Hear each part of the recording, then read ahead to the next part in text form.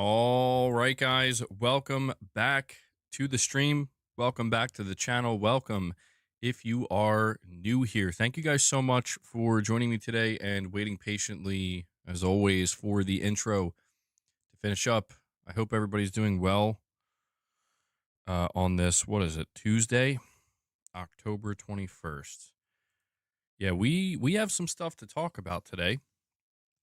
Sean Mitchell, a member for 30 months. Sean, thank you for being a longtime supporter of the channel, man. You're saying here with the news on WB, does this also mean the Nemesis engine is up for grabs, MBG? Would be great to see it finally be released. That's a great question, actually, Sean. I think the answer simply has to be yes. Right? Like if you buy WB, considering they're the ones that have locked down the Nemesis system, I would assume you get that with your acquisition, with your purchase, right? And yeah, the Nemesis system was really unique in the um, Shadow of Mordor game. Um, it was supposed to be in a AAA Wonder Woman game, but that got canceled. And Monolith, I think the studio that even created that Nemesis system to begin with, they were shut down, unfortunately, which sucks. But yeah, it just kind of highlights that WB has been having some. They've been having some issues, a lot of issues. Um, but we're going to talk about that. That is one of the topics of discussion. WB has announced officially that they are up for sale, and they have multiple buyers. The reason why I think this is pertinent to PlayStation is because what was it, like a month ago, maybe 2 months ago? It wasn't that long ago. We got a insider report that Sony was looking to acquire WB, like they were sniffing around. The real Snake Plissken with a super chat says, whoever buys WB is not buying for gaming. LOL. I do agree with that. I think gaming is, well, this is what becomes a little bit concerning when you think about WB going up for sale. They have quite a few gaming studios, and some of them are really talented. I think it becomes concerning when a non-gaming entity buys WB. Well, yeah, that's another thing too, is like you're saying gaming is their weakest area. I almost imagine that like if WB sold to a company that has no interest in the gaming division, they might just sell off the gaming division. They'll say like, look, you know, we'll buy it and then we'll just sell it to somebody else. But you know what, actually, come to think of it, I'm not sure how that would work, because the strength of WB's gaming division comes with the intellectual property, right? Batman games, Lord of the Rings games, Hogwarts Legacy. So, yeah, I don't know, man. I feel like Sony is the best fit here potentially for multiple reasons. Sony wants to be an IP powerhouse. They have a lot of great IP, obviously. Fans have been screaming at them to revive certain IP, but they've made it clear that they want to be an IP powerhouse. They want to get more like big intellectual properties, and they have PlayStation, dude. So I feel like WB, there's a risk associated no matter what. But in the real Snake Plissken, you're saying WB is Harry Potter, DC, and other major IPs. Exactly. I mean, if the studios, I don't mean to downplay the studios. I think the studios are significant. Rocksteady, although I mean, Rocksteady may be a shell of their former self. We have Rocksteady, you have Avalanche, who made Hogwarts Legacy, who've, proven they're very talented. You have NetherRealm, and there's a few others. So there's talent there. But, I don't think Sony or any other gaming division has interest in the studios themselves. You know what I mean? So this is what I mean when whoever decides to buy WB, they're going to have to get it all. And if somebody who doesn't care about gaming, who can't benefit from their gaming division ends up acquiring them, that's concerning, in my opinion. But yeah, we'll go over the actual report itself. So yeah, I mean, dude, when I think about the different intellectual properties that WB has, and what Sony is looking, what Sony specifically looks for to try to make successful in their gaming division. I mean, it matches pretty well, at least in my opinion. I think it really matches up well. But yeah, that's one of the topics. We're going to discuss this more in depth. We are going to be talking about Shuhei Yoshida, and he's giving his opinion. I covered this in a video earlier. He's giving his opinion on the PlayStation 6 and what he thinks Sony needs to do. Without going into too much detail, but he's talking about the next generation. He's talking about the new leadership at PlayStation. I figured we could go over that, have a discussion. Days Gone got an update. Nothing too substantial, but just a kind of follow up to what we were talking about with the low power mode updates. So we're going to be discussing some of this stuff today. There's a new PS5 Pro model revision that's out there that's apparently pretty good, or at least better in some areas. So not a whole lot going on right now. This WB news is probably one of the bigger things. There is something else that came out after I put my video out, but we'll talk about that tomorrow. And the real Snake Plissken says Trump's friend at at Paramount will get them rigged.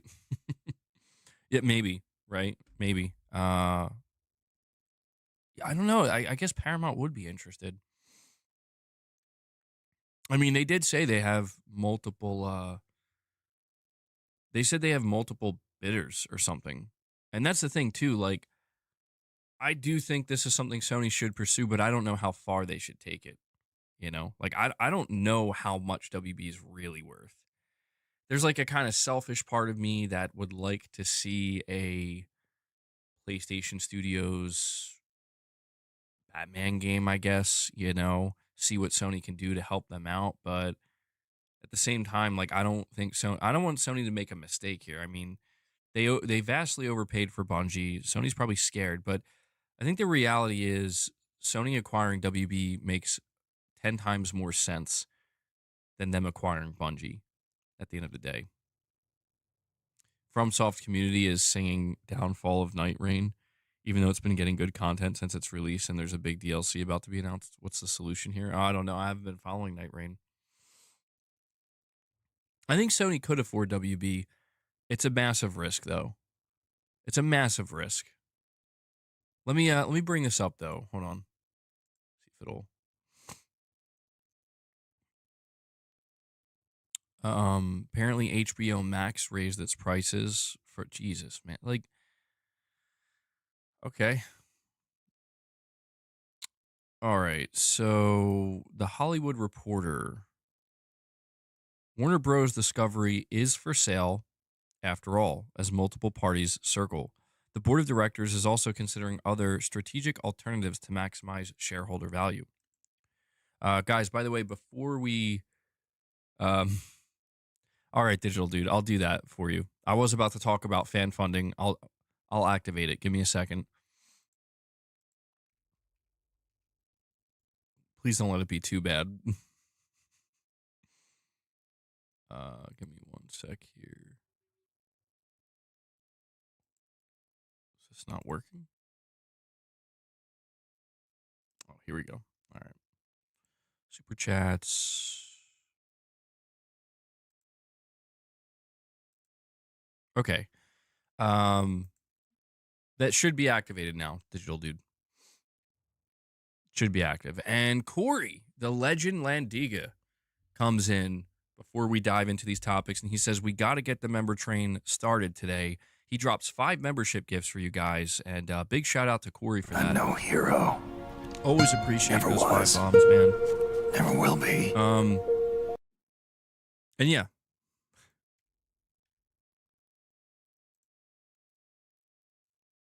Oh, hold on, I'm not hearing it.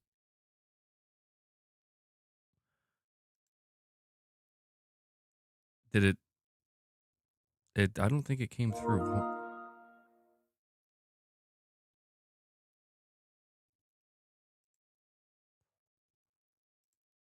I'm not hearing anything. Hold on. What is this, bugged?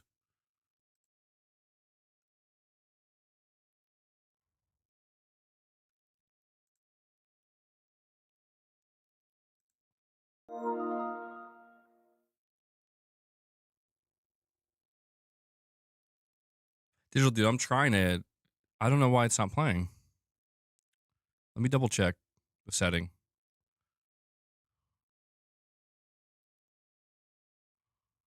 It says.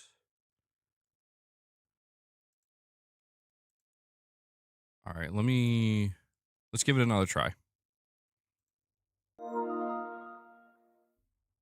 Digital Dude 27 donated $20 through Super Chat.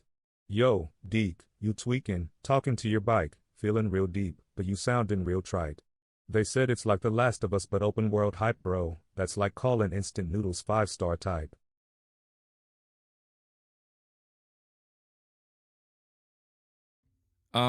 Corey, I don't know why Boss doesn't lay on the tree anymore. I don't know. He's well, actually Luna's next to me. He's over. Boss, come on. Corey wants to see you, man. I know how to get him over.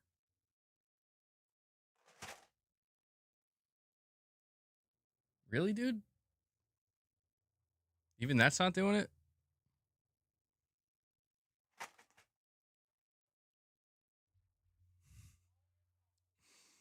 Corey's like, where's Boss, damn it? I pay good money to see Boss.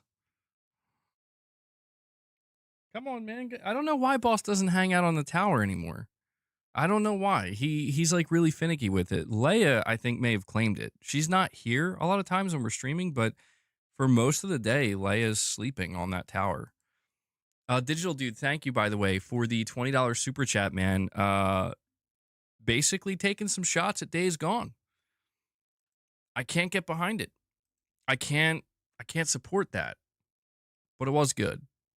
It was good. I really do appreciate the support, though, guys. Thank you, Digital Dude, for the $20 super chat. Corey for the 5 membership gifts. Before we dive deeper into any of these topics and discussions, if you guys want to help support the channel and support the community and allow me to do what I do here, consider dropping some support. Right, you can become a channel member. You're getting access to exclusive content. We have a Morning with the Misses this Friday, Halloween special. I'm apparently going to be wearing I don't want to say a full-blown Wolverine costume, but we're doing like a Wolverine Deadpool thing. So this Friday, Morning with the Misses. All right. If you're a member, look forward to it. If you're not a member, consider becoming one. Or maybe if you get lucky, you'll get gifted a membership. And, there's always super chats and direct donations as well, as Digital Dude is showing you here. Robert, what's up, man? Glad you could stop by during your lunch break. Oh, here we go. He's still going.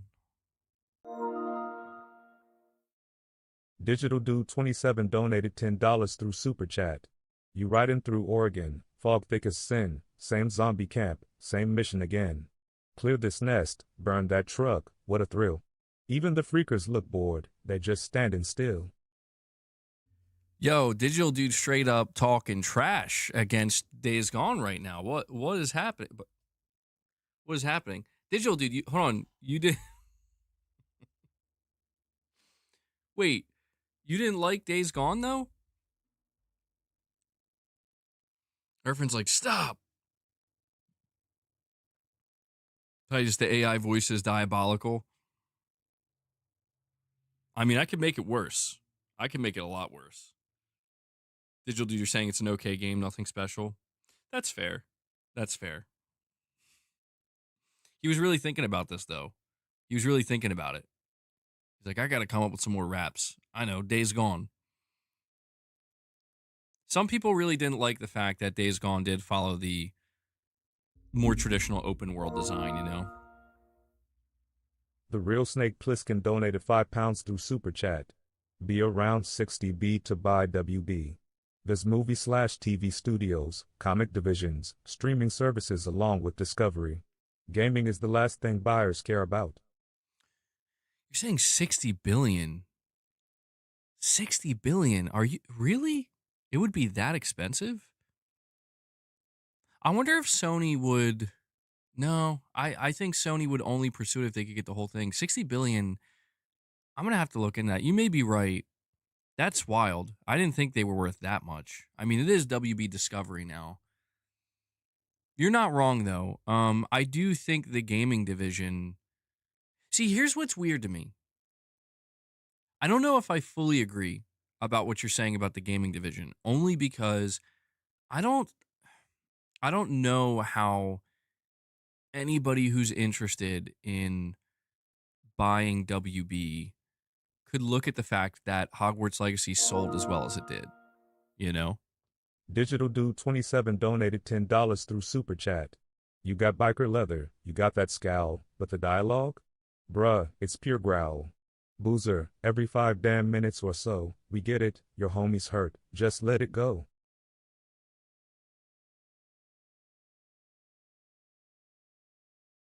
Bro said Boozer every 5 damn minutes or so. Well, keep it going, Digital Dude. Let me know how you really feel about Days Gone. Titus is like, no more, please, God. Titus, I think we got a Days Gone fanboy in the chat. Well, actually, I'm kind of a Days Gone fanboy. It's okay though. It's okay. I to be honest, like, I think I'm at a point where I've given up on a Days Gone 2. Sounds like Keith David. Oh, it does a little bit, yeah. Yeah, no, WB owns Discovery. So I mean, 60 billion.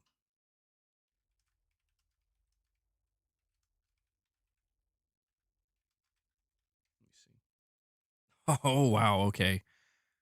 Wow. That's The so real weird. Snake Plissken donated £2 through Super Chat. Buyers are streaming services. They want content. Mm-hmm. Mm-hmm. Yeah, dude, I have to be honest, I had no idea they were worth that much. Digital Dude 27 donated $10 through Super Chat.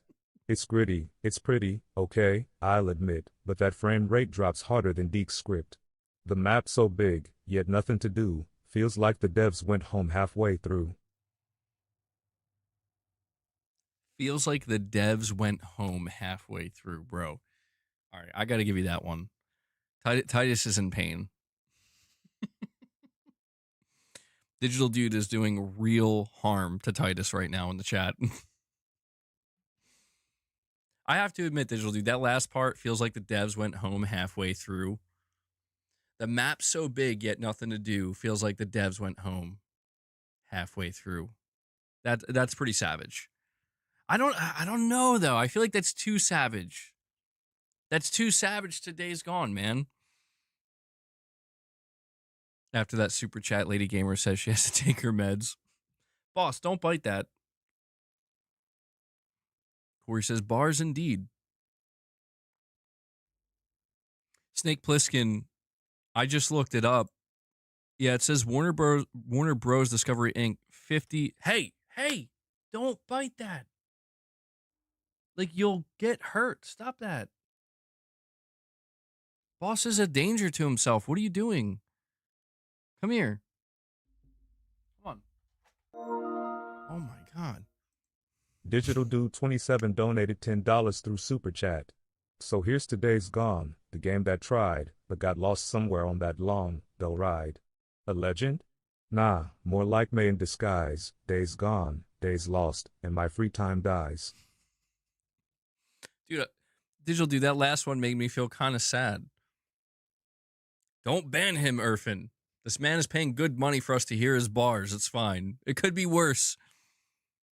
I will say it is a bit of a shift, though. It's a bit of a shift. Digital Dude's usually going after Xbox or Microsoft, sometimes even Boss. Today he decided it had to be Days Gone. That last one makes me a little bit sad, though, because, like, yeah, dude, I don't think we're ever getting more Days Gone.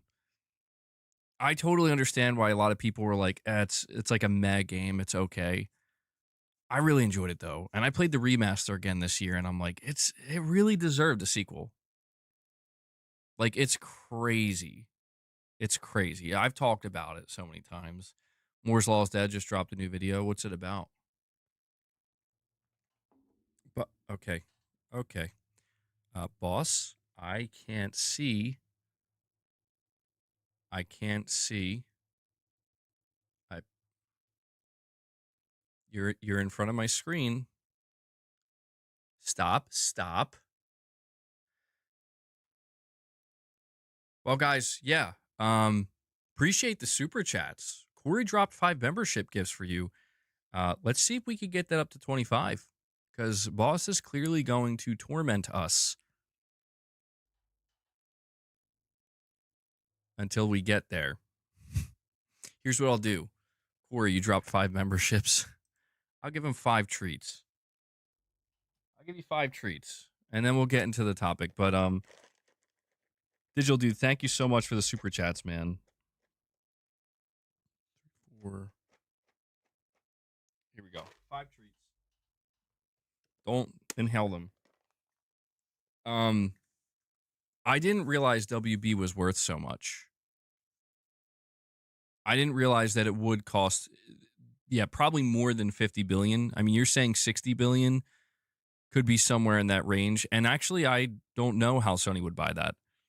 I do agree that I think that's too expensive. And Sony certainly would not pay that amount. Nobody would pay that amount just for the gaming division. And the gaming division is looked at as the weakest part. But I just think about how well Hogwarts Legacy sold. And I think for Sony, that's not even just for Sony. I mean, dude, Hogwarts Legacy's outsold Call of Duty that year, man, which is wild. Like, there has to be some level of value there. I thought WB was so much cheaper. I don't know why. The real Snake Plissken donated £2 through Super Chat. I'm shocked you didn't realize that. Rolling on the floor laughing emoji. Yeah, I don't know. I must have missed it. I don't know why. I thought, for some reason, I thought WB was worth like half that. So it does seem like if Sony wanted to actually try to acquire WB, yeah, they would, I think, need to get a loan. And it would be very risky. And, you always have to ask yourself why these companies want to sell, right? It's not something that necessarily is a sign. It's not a good sign, I should say, a lot of the times. It usually means that they're in some kind of financial trouble or they need, you know, they need some kind of help. Irfan, you're saying read my chat above.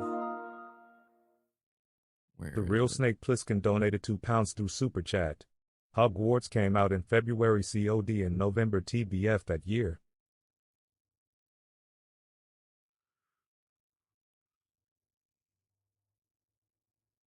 Yeah, that's true. That's a good point. Irfan, well, the whole thing about it being like 60 billion is because a lot of times companies tend to overpay.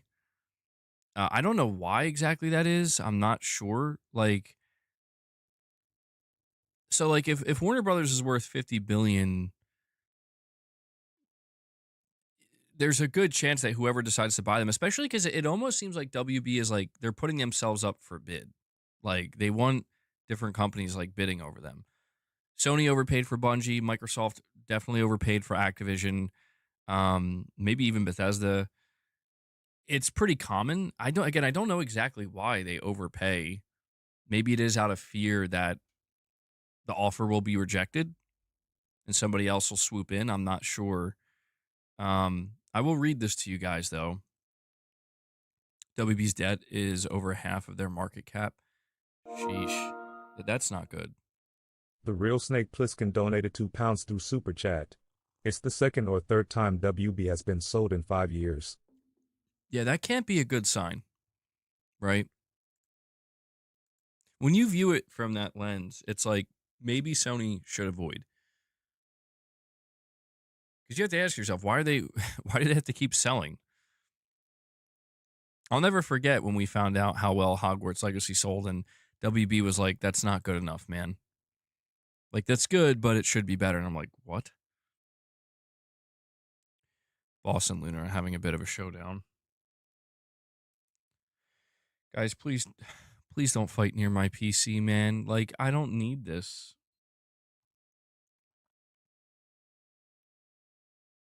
They do that if they have multiple buyers. Guys, hey, stop. Damn cat's stressing me out.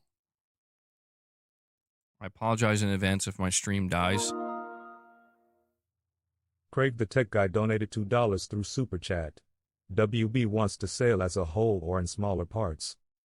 Yeah, so we'll go over that now, Craig the Tech Guy. Come on, get out. No, you're gonna. The report here says sounds like Warner Bros. Discovery is for sale after all, amid swirling reports of bidding interest by Paramount Global. The WBD board of directors said it is quote or sorry says okay, there's a typo here. It says quote has initiated a review of strategic alternatives to maximize shareholder value end quote. That's the first acknowledgement of the metaphorical for sale sign hanging from the iconic WB water tower. In a press release on Tuesday morning, the Warner Bros. Discovery Board of Directors said it has received unsolicited interest from multiple parties and it's listening. Strategic options include continuing with the previously announced split and spin a la NBC Universal and Versant, a transaction for the entire company or separate transactions for its Warner Bros. And or Discovery Global businesses. There is even the potential for an alternative separation structure that would enable a merger of Warner Bros. And spin-off of Discovery Global to our shareholders. Basically, it's all on Digital the Dude table. 27 donated $10 through Super Chat. COD sold war, Oh, it's one of days these lost days. time, haters talk loud, but they miss the rhyme. Last of Us hit where hearts combust, 3 games in the ring, only one I trust. Damn, Digital Dude's really trying to get creative. He's bringing in multiple games. Call of Duty, Last of Us. Haters talk loud, but they miss the rhyme. 3 games in the ring, only one I trust. It's almost like a riddle. Bro's rapping riddles out here. Digital Dude, thank you, man. He's I guess he's kind of like the co-host today who just randomly comes in dropping raps in between our discussions. William, you're saying MBG, like I said before, I support Sony buying WB because the IP is more valuable than their entire company, and they have 2 or top tier game studios that would thrive under PlayStation better than others. I do agree with that. It would be, I mean, the IP, the thing about Warner Brothers is they really do have very valuable IP. Like very, very valuable IP. And in the right hands, that IP could do very big things, right? It could, I mean, it could be huge for anybody who gets their hands on it if they know what to do with it. Who would bring back the Snyderverse is the real question we have to ask. Who would bring back the Snyderverse? Would Sony bring it back? Perhaps. Digital Dude 27 donated $10 through Super Chat. Microphone emoji. Titus, I'm Days off, sorry. same bike, same road, same tone. World so dead it left Deke alone. They called it epic, I call it drawn. Ain't days gone, bro, it stays too long.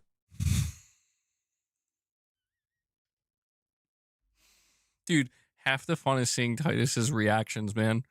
He's like, MBG, I'm giving you some good info here. And then just another Digital Dude super chat. And he's like, oh. I don't know if Titus smokes, but he is now. Titus, let me see. Digital Dude, thank you. Craig the Tech Guy donated $2 through Super Chat. Sony can't purchase the movie/TV shows. Craig, you're saying they couldn't purchase the movies and TV shows? I thought, I mean, if a acquisition goes through, whether it's Sony or anybody else, whoever gets WB, if they do end up selling, I thought they get it all. Like I could have swore that's how it would work, unless there's some. Well, I don't know. When reading this article, it almost sounds like they're up to like many different variations, I guess, of just making something happen any way they can. I don't. It could be considered a monopoly, as Sony already owns TV/movie studios. Okay. Yeah, I didn't think about that either. they would probably run into some trouble, some roadblocks. Um, Titus, you were saying, let me see here. You're saying, uh, MBG, the market cap went from 27 in 2023 to 25 last year to 45 billion this year. The real Snake Plissken donated £5 through Super Chat. In the right hands. So not Sony low look at the Spider-Verse. And let the Snyderverse stay buried, it was trash. Embarrassed smiley face emoji. Constipated depressed Superman. Rolling on the floor laughing emoji. Scuba tank filled with farts donated $5 through Super Chat. Welcome to hell, mother. Keith David. Sorry, I had to. Rolling on the floor laughing emoji. It's too much, man. I can't keep up with this. I can't keep up with you guys. Cue Digital Dude's next rap. Oh my god. Scuba tank, it's all good, man. You had to get it out of your system. Snake Plissken, constipated depressed Superman. Holy shit. Holy shit. I mean, I like the Snyderverse mostly to a degree. I do agree with some people, like maybe it was a bit too dark, too brooding. But I watched the new Superman movie. I did not like it. Titus, you're saying, oh, scrap that. As of this year, they have 64 billion in debt. They have bet big on a bunch of unconfirmed projects, also in long-term debt. Other health metrics for WB, they are barely covering debt interest payments with working capital. They may need to sell. Interesting. Okay. Titus, thank you for the insight, man. I haven't been following WB like that. Digital Dude 27 donated $20 through Super Chat. Yo, Deacon St. John riding through these glitchy zones. Think he tough? Man, I've seen harder code in my phone. They hype this biker apocalypse like it's something divine, but I'm stuck inside quests, wasting my time. Digital Dude, I need to know where. Show me on the doll where Days Gone hurt you, man. I thought he was going to deviate. I'm not going to lie. I thought he was going to deviate. Going in a different direction here. Masochist Mode says we need a sad dad Superman game. Hell yeah. Hell yeah. Whiskey, you're saying you're getting annoyed with it. Digital Dude, you're gonna have to pivot, man. They don't want to hear. Chat doesn't want to hear the Days Gone slander. Trash talk like Halo or something. Trash talk. You know what you could trash talk? The fact that Microsoft with their physical PS5 games still not putting the games on the disc. Outer Worlds 2. Apparently, there's no game on the disc.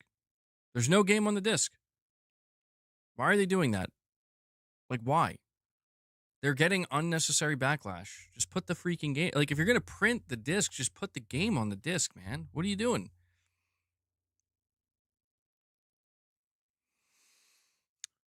Garrett, you're saying, what's wrong with Superman? I haven't seen it yet. I don't think there was anything really wrong with it. I just didn't enjoy it that much. I don't know. You know what my big thing was? I gotta be honest. My big thing when I watched the new Superman movie is like he's just constantly getting this shit kicked out of him. Like he just seemed not very. I don't know. Like I just like for most of the time in the movie he's just getting beat up, and I'm like, bro, you're Superman. Like what's going on here? I don't know. Maybe it's just me. It wasn't like bad. I was gonna say enjoy. It's one of those movies where it's like meh, okay, you know, this is a Superman movie. But I think I liked Man of Steel better. I think I like Man of Steel better. I don't know. You mean he wasn't super? He was just man. Sometimes Superman. Crypto was interesting. Um, I like the side cat. What was that team with Nathan Fillion? They were kind of funny. But then they had Hawk Girl or whatever, and then she would like screech, and I just felt awkward. I'm like, why are you screeching like that? But Super Cat, we need that. Yeah, I was close to going to the theater to see it Whiskey, but I was like, I'll just wait. And I think I was on like HBO Max. I'm like, oh, okay, I'll just watch that. Or was it Amazon Prime? I forget where I watched it. I was surprised to see it though. I'm like, okay.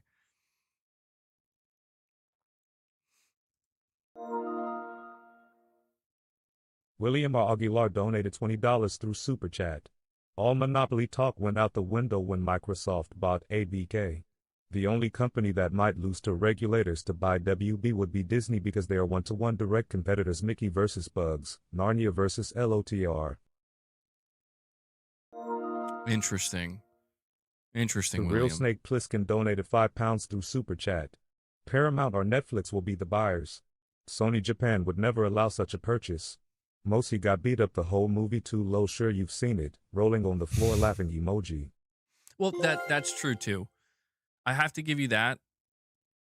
He did get beat up a ton in Man of Steel. I guess I don't know. I felt like in the newest Superman movie, I don't know. I guess maybe in Man of Steel they just made it seem like it was more intense. I don't know. Digital Dude 27 donated $10 through Super Chat. Horde mode hit once, then the hype got buried. Fans moved on. You still acting worried. You called it Days Gone. Yeah, that's real poetic, cause every day I played felt pathetic. Digital Dude, why? What did Days Gone do to you, man? Digital Dude, I am commanding it. Your next rap Super Chat, because I know you got another one. I know he's like, I got one more in me. I got 5 more in me.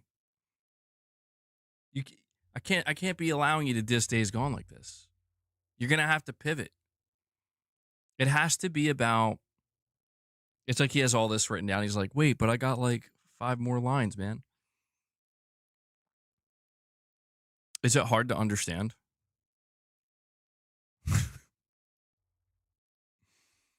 You need to yeah, they disgruntled him. Make it about the Xbox handheld, the ROG Ally X. There you go. I'm lobbing it up there for you, Digital Dude. Knock it out of the park.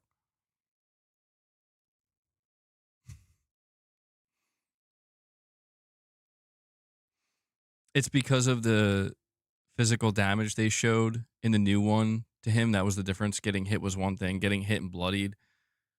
And Yamaka poses another. Yeah, I don't know. There's just something about it. Like in Man of Steel, I always felt like he was still kind of Superman, even when he was getting beat up. But in this new one, I felt like in this new one, like, man, he's really easy to kind of take down. You know? Like, he just doesn't feel that powerful. I mean, I was still entertained mostly, though. And William, going back to your super chat, William and Snake Plissken, yeah, I think you're probably right about the monopoly talk. Disney, yeah, I don't think there's any way Disney could get WB. But I also kind of agree with what Snake Plissken is saying. He's saying Sony Japan would like maybe never allow a purchase like this. I don't know. I mean, Hiroki Totoki's the CEO of Sony now, man, and he's expressed a tremendous interest in not necessarily acquisitions, but really pivoting to becoming more of an entertainment IP based company as a whole, you know? The real Snake Plissken donated £2 through Super Chat. In BVS, he got beat by a mortal using fairy dust.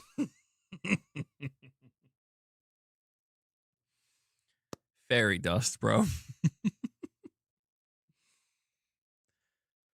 I don't know how I feel so torn about Batman v Superman. I feel so torn about it. Because on one hand, I was like, man, this movie's kind of sick.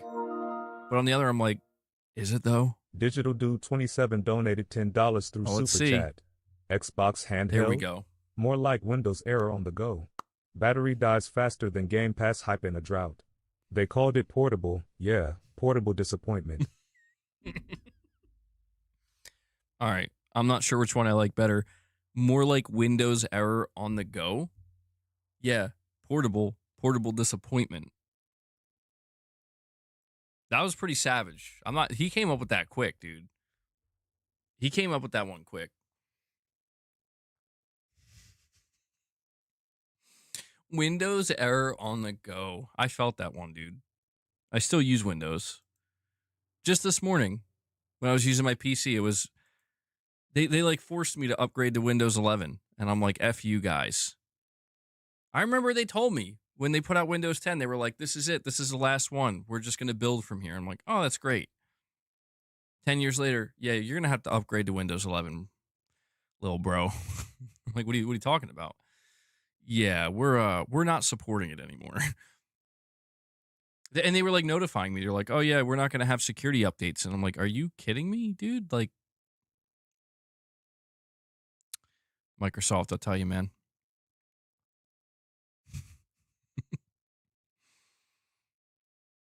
You're on Mac. I'm too used to Windows. That's the thing. I haven't really tried using anything else. But I mean, I've been using Windows my whole life.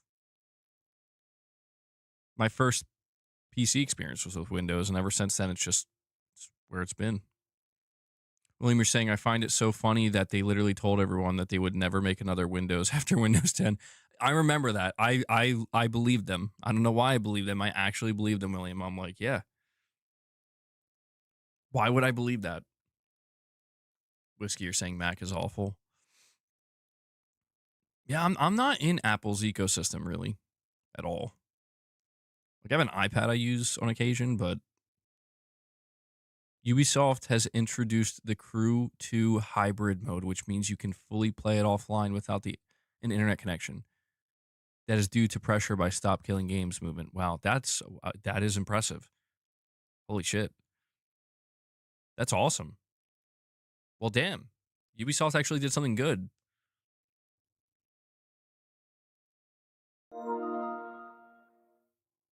Digital Dude 27 donated $20 through Super Chat. Days Gone thought it was deep, but it's shallow as a puddle. Deacon talking tough, but he's stuck in a muddle. World so empty, feels like post-apoc boredom. Zombies chase you down just to ask for a refund.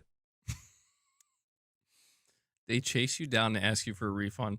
Digital Dude, Digital Dude, I'm just going to point this out, bro. Look at how many likes your last Super Chat got. Bro's got like a quota today. He's got to hit a quota or so. I don't know. Maybe Microsoft's paying him. Microsoft's dropping Digital Dude the cash to drop these Super Chats.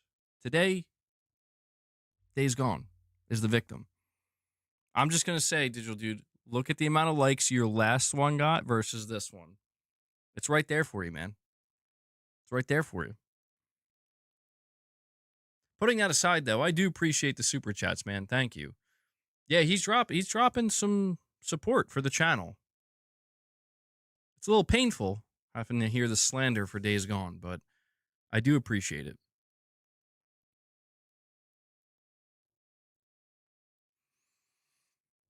The only reason I was talking about the Snyderverse, I know it's a bit random, was because I've been seeing it trending that like Zack Snyder's been posting photos, like black and white photos from some of the movies, and I saw Bring Back the Snyderverse trending.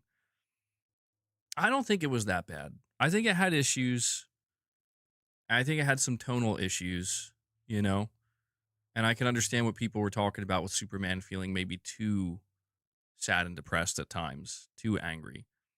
But I don't know. I guess I feel like I was interested to see where it went. You know what I mean? Digital Dude 27 donated $5 through Super Chat. So I can diss Xbox all day long, but the moment I diss a mediocre game, it's a problem? Hey. Smiley face emoji. Hey, that's not just a mediocre game. That's a mediocre PlayStation game, Digital Dude. Well, no, no. Listen, yes and no. On one hand, yes, you can diss Xbox all day. And my chat, I don't think they're going to care. But we got a lot of Days Gone lovers here. That's the thing. We got some passionate Days Gone fans. And Whiskey's just tired of it in general. Yo, Whiskey, I'm waiting for you to drop your own. Whiskey's got a few bars he wants to drop. No, I'm kidding. But no, in all seriousness, it's somewhat fair. We do have Days Gone as a topic today. I've talked to you guys extensively about how I understand that a lot of people do feel that Days Gone is mid or mediocre. And just, there's a lot of people who actually don't care that we're not getting a sequel. That's fair. That's fair. That's fair. I don't feel the need to defend Days Gone in that sense. But geez, man. Give Deacon a break. Give Deke a break. The Real Snake Plissken donated £2 through Super Chat. Bro, you like Days Gone, rolling on the floor laughing emoji. Of course you like Snyder, embarrassed smiley face emoji. Yo, now I'm starting to feel attacked. Hey man, I like what I like. What can I say? Are you equating Days Gone? Days Gone is like the Zack Snyder, the Man of Steel of video games. Oh, holy shit. This is becoming cursed. MBG, if I get timed out for donating money, I'll be done. No, I'm not going to tell anybody to time you out, man. That, you're not, I think it's okay if some people are a little bothered by it or annoyed by it. That's fine. But no, you're not doing anything wrong. I appreciate the support, man.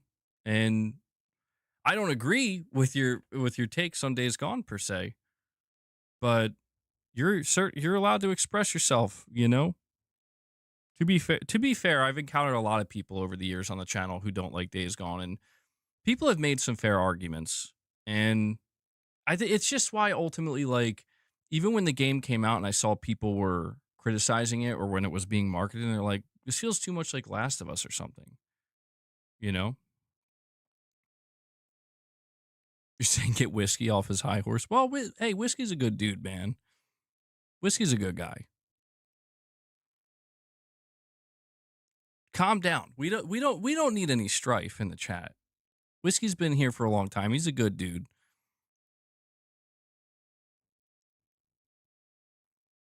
You're saying the remaster was kind of bullshit?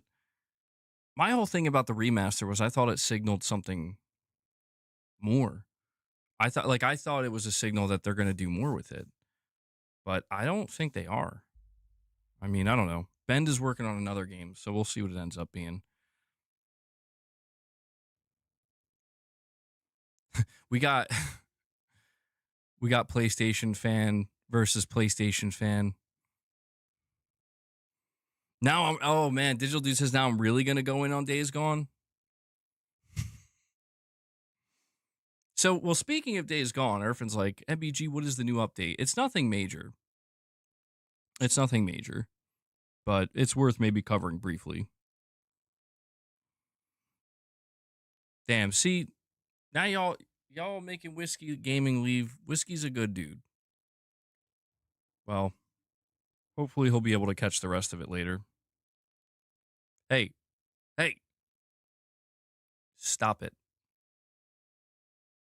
You guys must be peaceful with one another. We are walking the path of peace. Hashtag justice for Whiskey.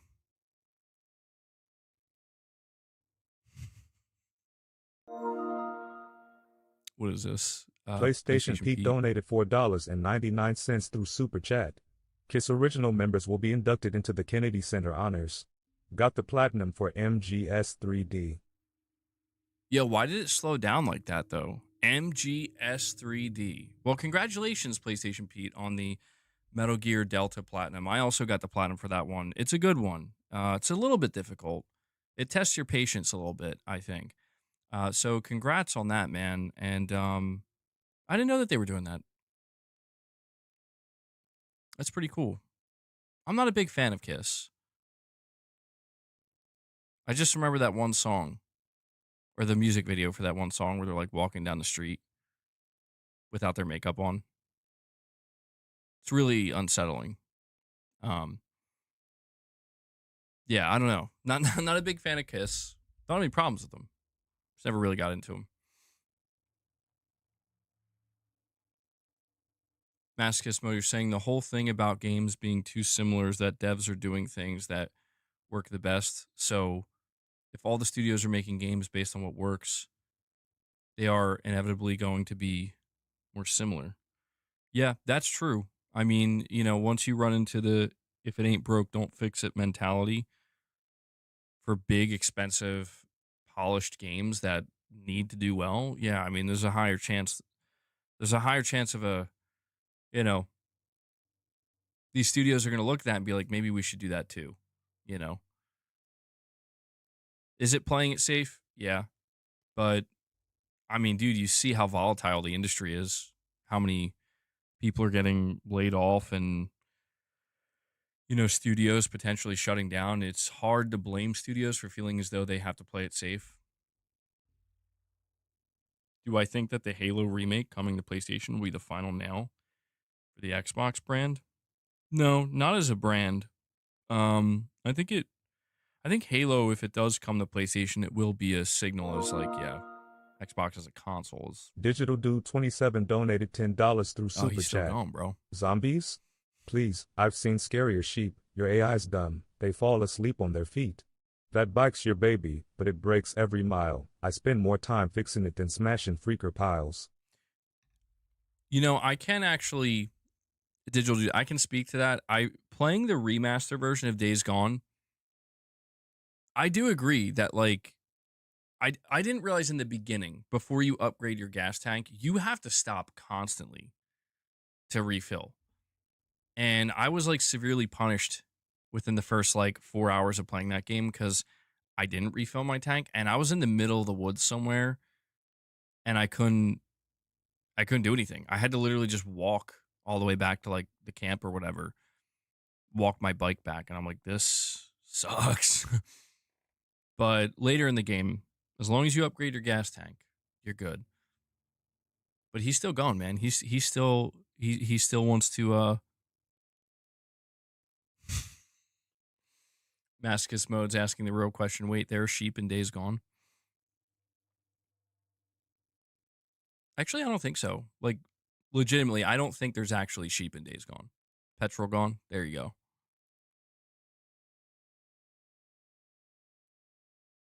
Saying, but is The Last of Us gameplay is peak? Why make Days Gone gunplay different? If you, excuse me, if you do, it's just going to be worse. The gunplay in Days Gone was something that I felt kind of mixed on. Some guns feel way better to use than others. Like the Tommy gun in Days Gone was a go-to for me, where that just felt. I mean, honestly, that felt like the best gun in the game. There are more powerful weapons, of course, but I remember when I picked up the Tommy gun, I'm like, this one feels the best. Like this feels good. But a lot of other guns in the game are like, I don't know. Like I'm just not getting a feel for it.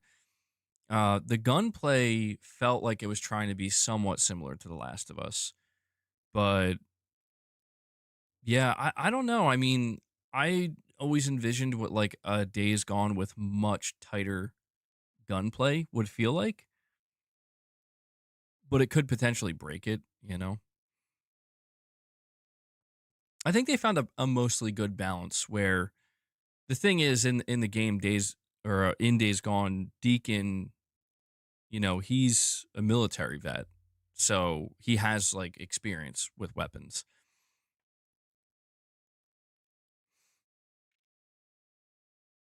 Let me see here. So I feel bad. I didn't talk as much about the Warner Bro thing. Maybe we'll talk more about it tomorrow. Irfan, you're saying check Reddit.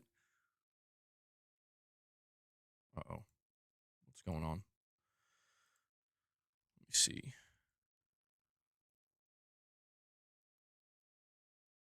Oh, that's interesting.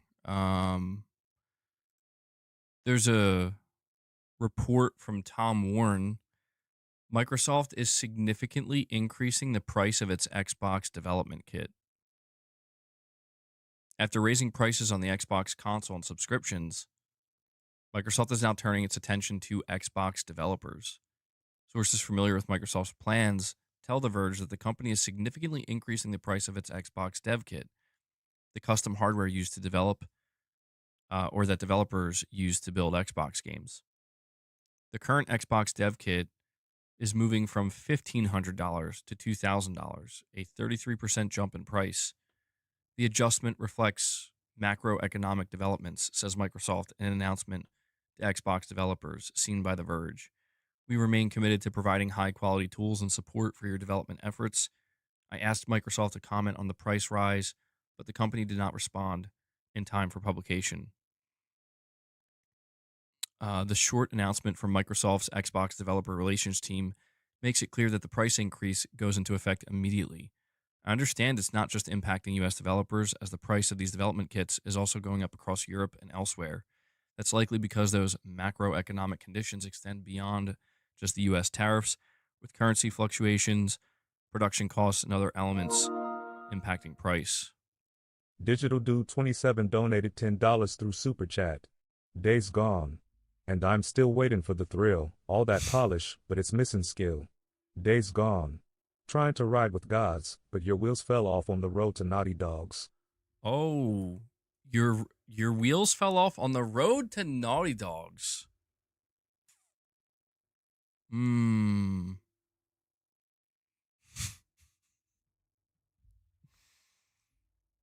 You know, one thing I do remember when Days Gone, the first trailer came out.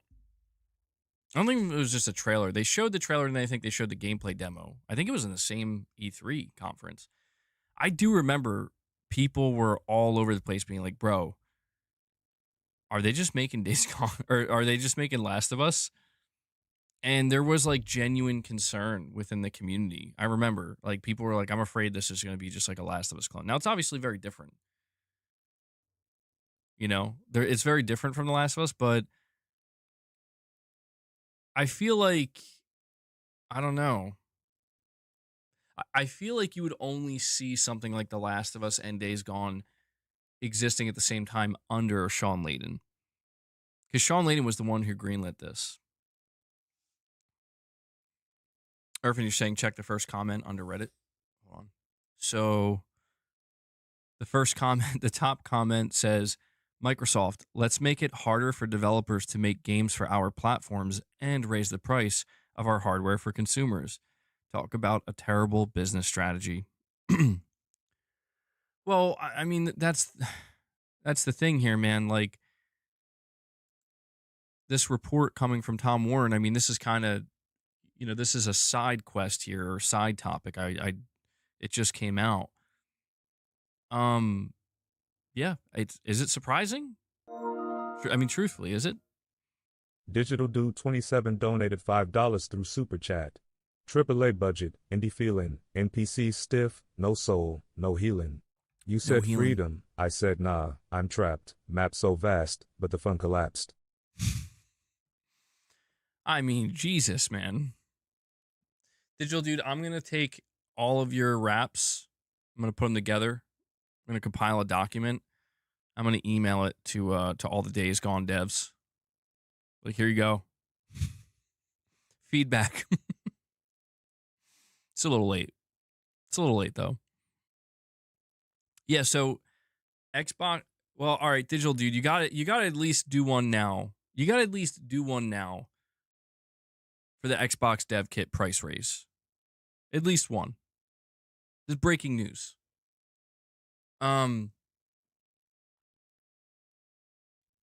Yeah, looking at this, Microsoft increasing the price, significantly increasing the price of Xbox development kits. This isn't surprising at all to me. The only aspect of this that I could consider surprising is why they would feel the need to do this. But I've been telling everybody for a while now. Like I don't want to just go on and on about it, Will Hancock you donated know? $2 through Super Chat. Battlefield 6 Season 1 trailer tomorrow. Oh. Yeah, I was wondering when they were going to drop that. We'll see what that looks like. I mean, look, man, I've been telling people, and the reason why I've gotten to a point where it's like I don't even want to talk about it anymore is because I get labeled as a rabid, crazed PlayStation, Sony pony, Xbox hater. And it's like, fine, whatever. But it doesn't mean I'm wrong.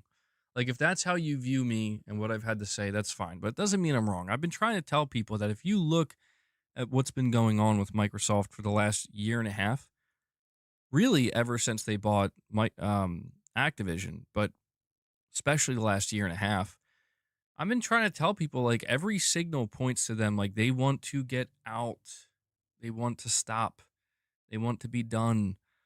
And the reason for that is very simple. It's not as serious. I mean, it is serious. It depends on who you ask, but it's obvious, man. It's very simple. It's obvious. It's that they want to get. They just want to focus on being a high profit margin video game publisher. That's what they want to do. And the console that they've been struggling to keep afloat and is basically completely sunk at this point gets in the way of that. Their own platform, the Xbox platform, is now beginning to get in the way of that because their games sell best and their microtransactions sell best on other storefronts and other platforms. So, you have Microsoft's greater, wider ambition, and then you have everything that they've built for the last 20 years. These things are seemingly at odds with one another. So you have to ask yourself, why would they increase the price of their Xbox dev kits significantly, knowing that it's going to turn even more developers away?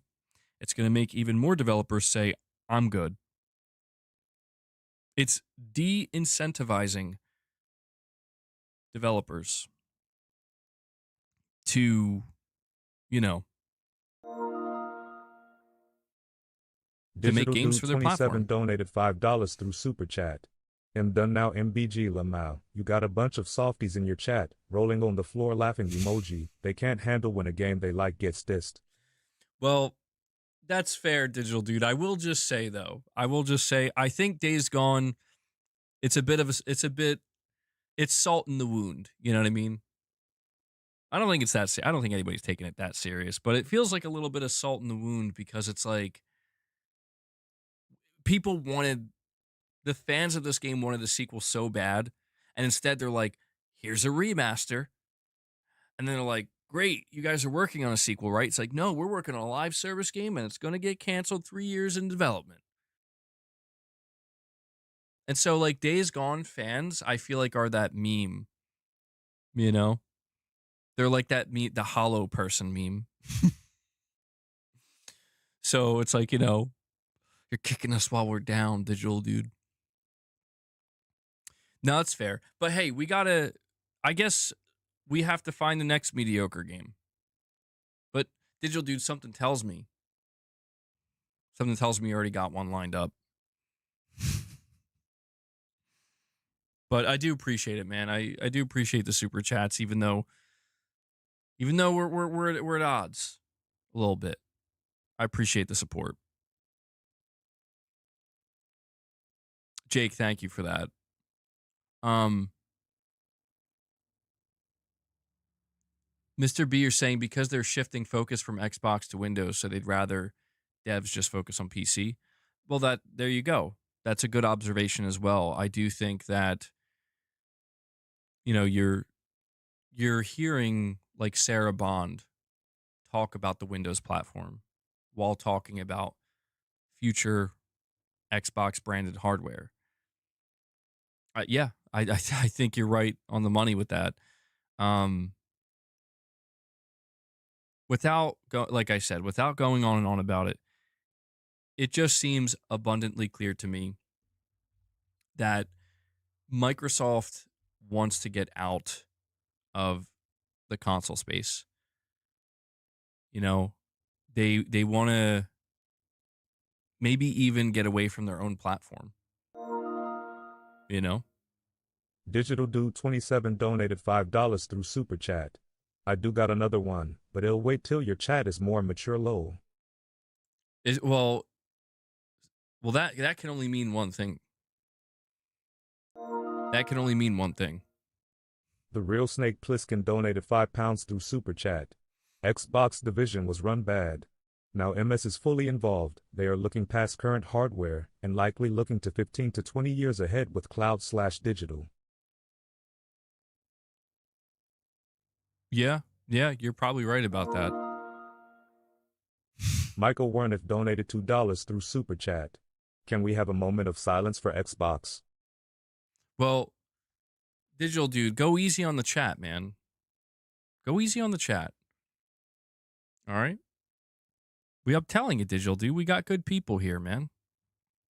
We got good people here. I am curious what the other game is, though. You want to diss something. Bro's going to come out. Let me guess. He's going to come out and he's going to diss God of War, Ragnarok. You know? Now, come on. We can't accept that. Digital Dude does a little bit of trolling.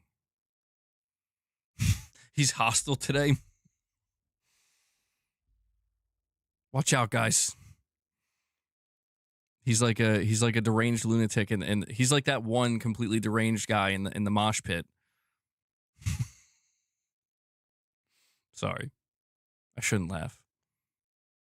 You still want to know if Sony can just buy Warner Bros. Games without buying the entire WB Discovery? I don't think so, because the whole thing, Lord Hellblade, is that Sony's bigger interest would be,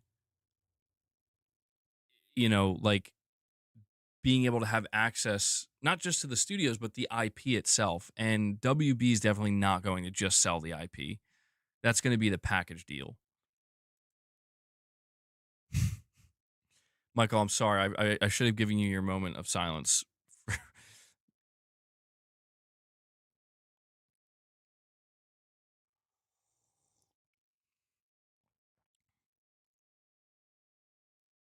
Digital Dude, now you're scaring me.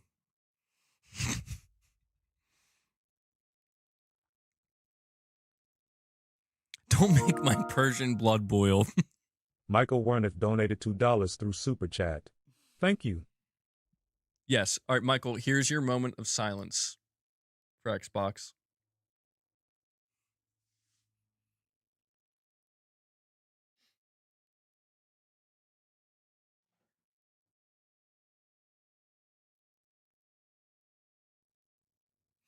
And there it is. We are totally off the rails today. Why are they planning on making a next-gen console if they want to get out of the console space? Well, that's the whole thing, Andreas. I think it's absolutely not. Get, um, the it's because I have a question, and it's a serious question. I don't actually have the answer to it. Has Microsoft used the word console at any point when describing? It's a serious question. I don't know. Have they used the term console when describing their hardware? You know? Digital Dude 27 donated $2 through Super Chat. A hit dog barks MBG. Well, yeah, digital dude, but I'm just saying, man. Like I said, we're trying to walk the path of peace. It's all good. It's all good. You're dealing with passive BG. I'm just asking this question because I don't think I've heard Microsoft refer to it as a console. I think I've heard to them refer to it as hardware, as devices. They've used the term Windows, when they've talked about multiple storefronts. So I think people have it in their mind, some people, that what we're going to get from Microsoft next is a console when in fact it's going to be a PC, And that's the thing. Going back to what Snake Plissken said, he mentioned that Microsoft has taken the reins and they're probably looking 15 to 20 years in the future with cloud, and I don't doubt that at all. Cloud, AI, beaming Xbox directly to your brain, whatever. That's what Microsoft's looking towards. And to me, it seems quite clear that Microsoft, not Xbox, not like the Xbox division, but Microsoft, you know, I, it seems clear to me that like they are in, like they just want nothing. I think they want nothing to do with the console. You know what I'm saying? Like they want nothing to do with the console. They don't want to, it's just like a burden to them at this point, you know? Digital dude, why are you fighting with people in my chat, bro? Like, come on, dude. You upset Whiskey, now you're upsetting Titus. Chill, man. Chill.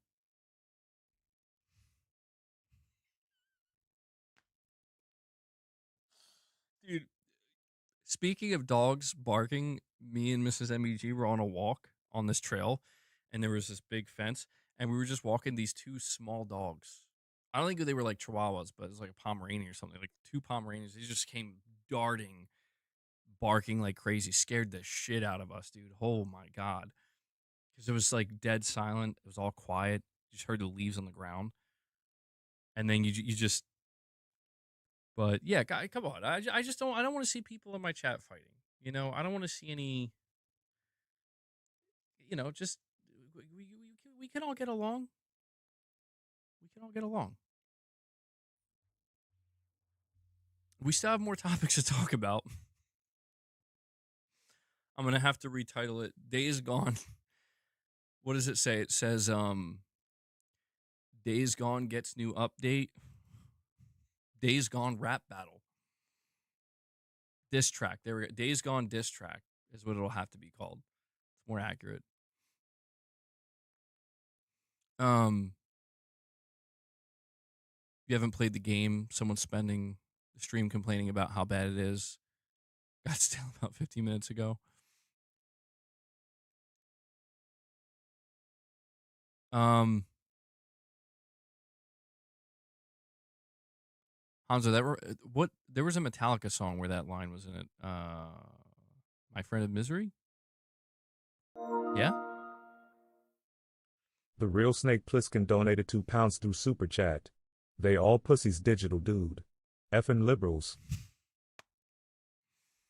Yo, now the real Snake Plissken is just like, well, let's fan the flames further. Chaos. Like what? Come on, guys. I try to. This is what happens. This is why I have to just come in and be a crazy person. See what happens when I try to be normal? See what happens when I try to be chill?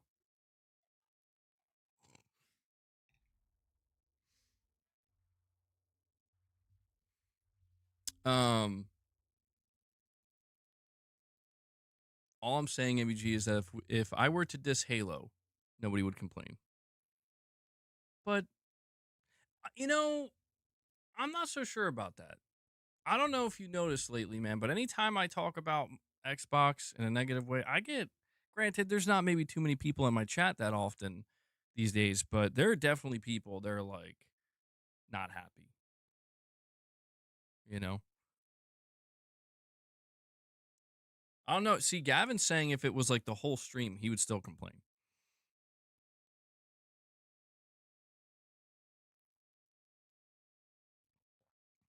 MBG, you should have stepped in on this like 30 minutes ago when a mod left. Yeah, maybe you're right. Maybe I tend to let things go too far. I do apologize. I do apologize. I don't want things to get too out of hand. This feels like a parody. Maybe it is. It's just a parody stream. Is satire really dead? No, really, though, is it? We're going to find out with GTA 6. You think that's what we need? Maybe I need to make a second channel. Major Xanarkin Blitzer, 140.85 radio frequency donated 5 Australian dollars through Super Chat. Tom from Moore's Law is Dead said it'll be Play Anywhere with powered by Xbox on TVs, phones, mini PC, etc. Dude, I'm sorry, Xanarkin. I'm laughing because of how like it read your whole name. Or practically read your whole name. That's interesting. Yeah, somebody was telling me earlier that Moore's Law booted up or uploaded a new video. Wait, booted up a new video? Like you don't boot up videos. He uploaded a new video talking about something. I guess this is what he was talking about. Well, Microsoft is pushing Play Anywhere really hard, but they seem to be having a difficult time getting developers on board, from what I can tell.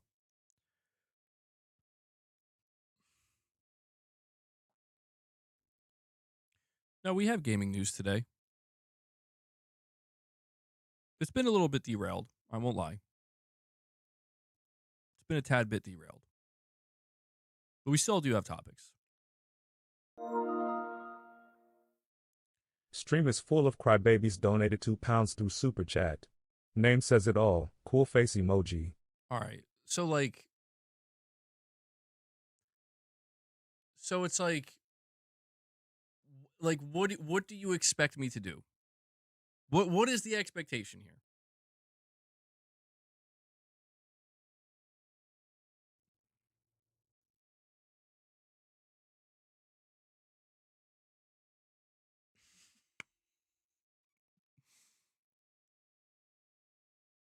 Like it's a troll. It's a troll. It's a trap.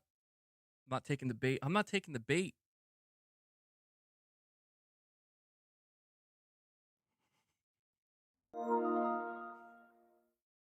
Titus Crow donated £1 and 99 pence through Super Chat.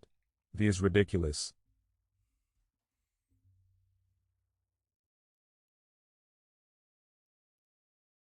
I know what did this. I know what the problem is. I've deduced it. The problem is the AI voice. This is well, it is rage baiting. Some of you are saying it's digital, dude. Well, no, because think of it like this. Here's how I see it in my mind. If I didn't turn the voice on, I could have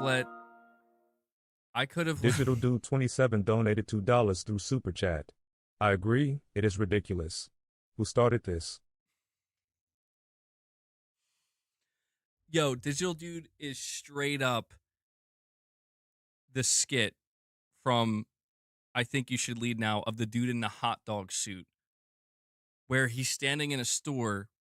Somebody crashed a car into a store, and it's a hot dog car. And the dude standing there in a hot dog suit is like, oh my God, who did this? Who would do something like this? That's Digital Dude right now, bro.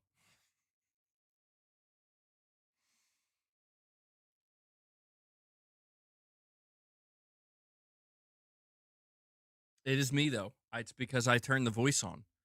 I turned the voice on. my chat, it takes over. Save us, Kojima. Hi, I'm GB. Today Tekken 3 was re-released on PS5 PS4. It was my very first PS1 game and I love it. Too bad there are no trophies. It would be my 300th platinum. Dude. Stream is An full alternate- of crybabies donated £2 through Super Chat. Yes, Bro, digital there's dude, just that is an- true. Crybabies. Dude, I'm laughing because another voice just came out of nowhere. Titus, bro. The timing.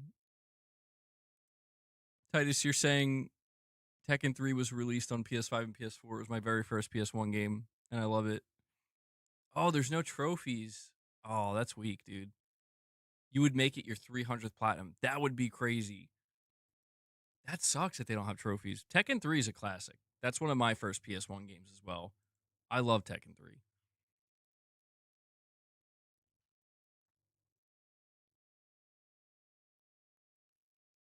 Well, hey, you guys enjoy it now. Enjoy it now. My chat is not full of crybabies. My chat, actually, if anything, my chat, they're the real ones because they're still here. They're like, we'll get through this. We're still here for you, MBG. We're gonna get through this. We're gonna find solutions. So take that. Take that one. Yeah, it seems like with the PlayStation Classics, it's totally 50-50 on whether they get trophies or not. All we need now is Rich Rod. Please, God, don't will that. Don't speak that into existence. Yo, Rich Rod shows up, I'm ending the stream. I'm out. I'm like, you know what? Today's a lost cause. We'll be Digital back. dude 27 donated $2 through Super Chat. Yeah, MBG. Tell him. Stream is on. full of crybabies donated £2 through Super Chat. And PDFs. Bro, I mean, like, come on. Listen, if you want me to ban you, just tell me. Like if that's what you want, just say it. He's like, I'm going out in a blaze of glory. Look at that. He's making people leave. I have to make an example. Look at this. I have to make an example. All right, chat. I know I don't have to ask, but should I ban him?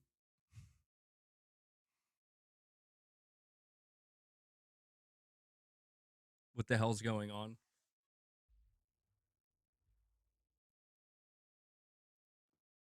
Well, it must be done. It has to be done. I'm sorry, but it could have ended differently. It could have ended differently, man. I think the different voices are based on different donations on Streamlabs or YouTube. Yeah, PS classics without trophies are just lazy, smiley face emoji. Oh wait, hold on. You can't do that. Got to walk the plank now. You can't just be going around accusing. Boss, what do you now you're gonna start? All right, now this is too much. Hold on. I mean, look, man, you got to have some level of respect for the stream and the chat. All right. I tolerate a lot. You know, I do. I try to be passive. I try to be chill. But you can't be coming in and you can't, you know, you can't take things that far. You can't take things that far. It's messed up. I don't mind a little bit of chaos. I don't mind having a little bit of fun, but you know, when I see people in my chat, they're legitimately starting to get upset, rightly so. And then it gets taken further and further until people are like, "Bro, what is going on?"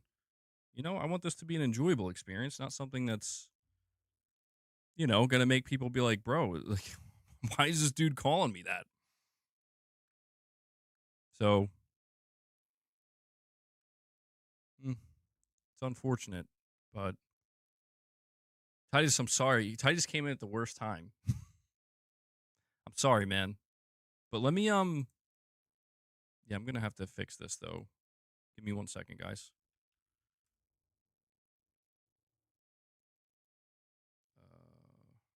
Where is it? I can never find it first time.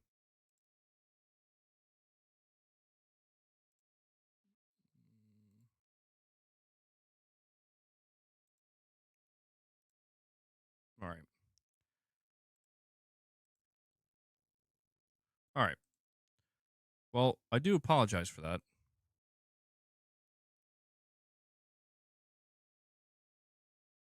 Yeah, dude, I don't understand. Like the person had a membership too. Like, come on. You can't do that. You can't do that. There are limits here, you know? Why but I don't understand why people want that level of chaos anyway. Like I'm not trying to do anything crazy here. Like for fuck's sake, we're just trying to talk about video games. Like at least Digital Dude was just keeping it gaming, you know? No, I banned him. Yeah. No, I didn't time him out. I banned him. I mean, you really have to cross a line, you know? I mean, I have banned people for less if they're truly like just, you know, constantly disruptive in a really like shitty way where it's clear that they're just trying to like cause problems. But yeah, that definitely crossed the line. Lady Gamer's like, wait, what happened? I left for 5 minutes.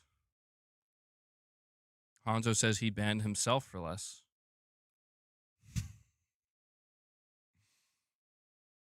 Phil disabled his Twitter account?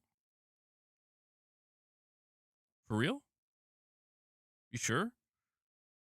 I mean, he had a lot of followers. He's a public figure.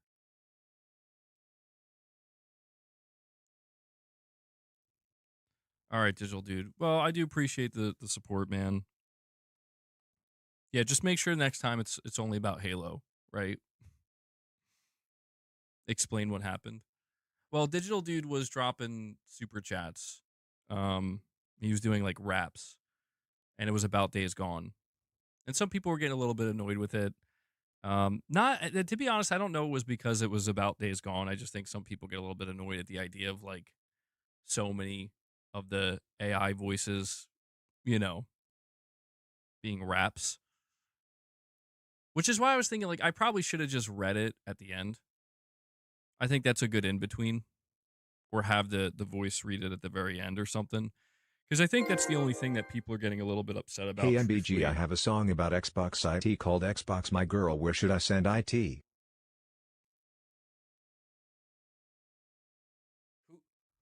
Bro, who even are you? who e- who even is that? I thought it was Rich Rod. It's not Rich Rod. Who is this? Perfect image. Is it you?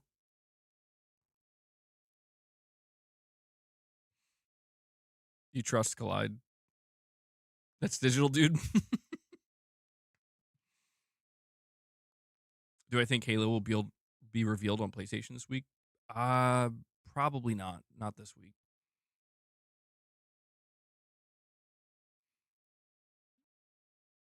Yeah, that's my whole thing. Is like I don't mind if you want to, you know, be a little silly. I don't want people shitting on my audience, man. Like that's come on. I think my audience had to tolerate a lot. They do have to tolerate a lot sometimes. But Funk, you're saying a member for 16 months, you're saying I've been here for years. Some people here are just toxic and you let them go too far. Your channel is either toxic or it isn't. You got to decide. Mm. Yeah, no, I hear you, man. It's the struggle where sometimes we go back and forth. And I think some people get one impression, Somebody else gets a different impression. Ray says, so what's the next topic? Well, we will move on. We do have a couple more topics. I think also I'm not, maybe I'm not in such a rush because they're not major topics, but turn off the AI audio. It ruins the stream and breaks the rhythm of your speech.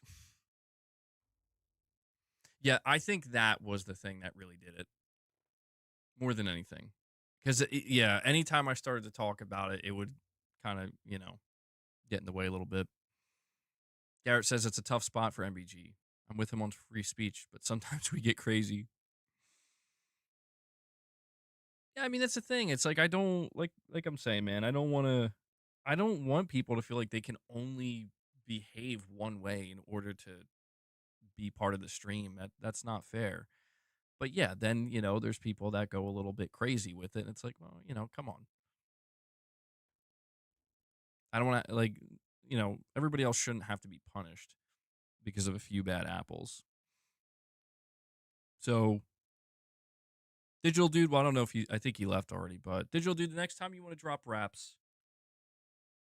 I'll let you do it. And I'll read them all at the end. Or after we get through one topic, we'll take an intermission. We'll read all the Rich Rod raps, and then we'll move on to the next topic. I think if anything, this just boils down to me not having a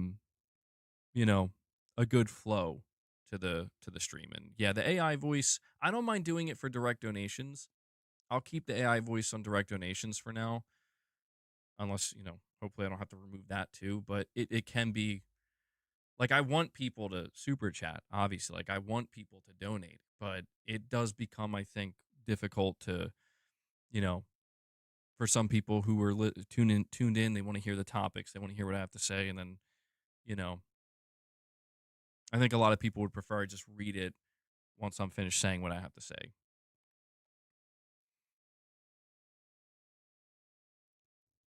That's right, it's MBG's fault. The head coach gets all the blame. Well, you're not wrong. You're not wrong. I mean, it ultimately it is down to me.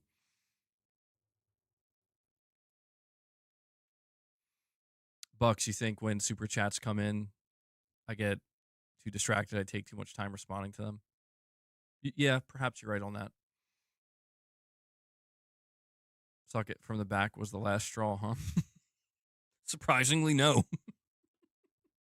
No. I think that was a highlight. I think people want that to be a soundbite. No, but yeah, this was a wild one. It happens from time to time. But I appreciate you guys sticking it out. Wait, what? That's a saying, right? Please tell me that's a saying. I'm just going to have to wrap this up, man.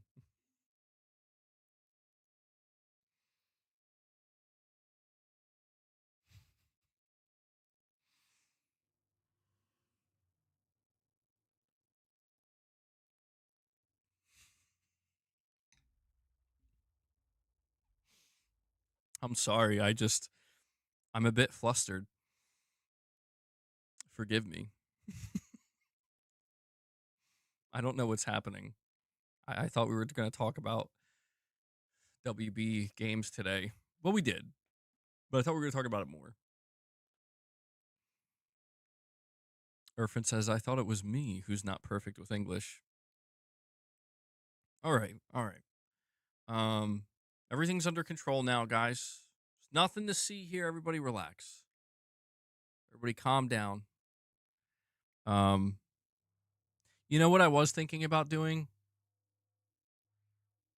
And I don't know. I don't know if I would ever do this.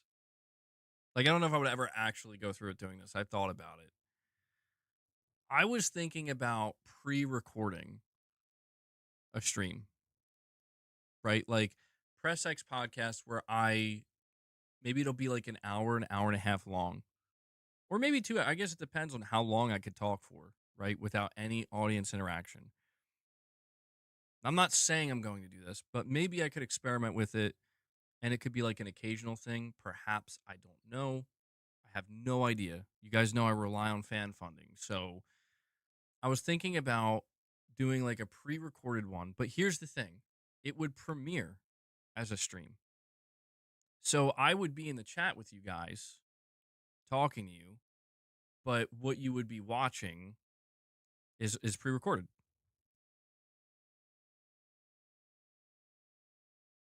And then anybody who super chats, right? Like I'm trying to so like the way I'm envisioning it is once that's you guys can super chat if you want during the presentation. And then when I'm done talking through all the topics, I take that off the screen and then it's actually me live. So now I'm live and interacting with you guys. I'll read all the super chats and then we'll just have our interaction. I'm seriously considering this because I know that there's a lot of people, and this is the truth, man. There's a lot of people on my channel that the reason why they've walked away, you think that sounds terrible? They've walked away because they just want me to talk about the topics, Not necessarily what I do in a video format where I spend 2 minutes on it and then we move on to the next. They want me to talk extensively about specific topics uninterrupted. And I know that there's a lot of people that would want that. But it's tough for me because it's like, part of what I'm doing is interacting with the channel and the chat. But I don't know, we could see how it goes. I don't know if it would be good or bad or not. If you're somebody who's not interested in just sitting there for the first hour or something as I'm just going through all the topics, you can come back later when we initiate the I don't know. I have to think about it. I'll think about it. I could be totally wrong. Like it's in my mind, it seems like it could work, but for all I know, maybe I wouldn't even be able to do it properly. We'll see. He's right, guys. It's hard for him to grow this way. I mean, there's an alternative way we could do it. An alternative way is I could just pre-record it, premiere it, and then once that's done, we would do like literally a second stream where it's like community. I don't know. It'd be something like I don't know, community talk or something like that. I don't know. We'll see. We'll see. I'll think about it. Seeing chat is valuable on a repeat stream where some of the stuff you say will lose context. Is there a way to have the chat on replays? Well, that's the idea, Titus, is like, think of it like this. You would tune in. So like, I'm not saying we're doing this tomorrow. I'm not saying I'm going to, but just hypothetically, tomorrow, my stream goes up at 11 a.m. Press X podcast. You see the topics we're talking about, right?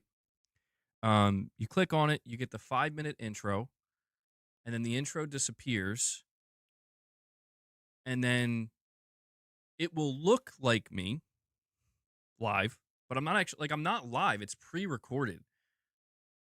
So it'll seem like I'm completely ignoring the chat, but it's pre-recorded, and then once that recording ends, I just take it off the screen, and then I'm here live. So in other words, like I'll be watching it with you guys, or I'll be interacting with the chat with you. So what I'm trying to say, Titus, is that would be, like the chat would still be there the whole time. Irfan, you don't even know what I'm talking about. Maybe I'm doing a really terrible job of explaining this. So like, it would be funny if I did this without telling you guys, because you would not know what's going. You would be like, MBG, why are you ignoring the chat? MBG, why are you ignoring your super chats?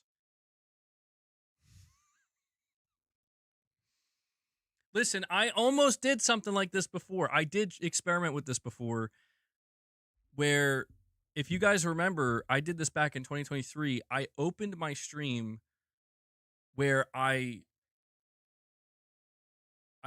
I basically just talked about the topics like I was recording a video. Will there be a trailer for this? Smokey the Wolf, a member for 13 months, says, "Good work with the channel, man. Don't let the crazies muck up the process. They tend to bleed through time to time." The crazies. Well, I do. Yeah, that is my biggest fear. I don't want to lose good people because, again, of a couple of, you know, I, I, I think we've been doing a good job at keeping you know, having a good hold of it, but I do appreciate it. Go the route of having a second channel for clips and live streams. I've thought about that as well. Yeah.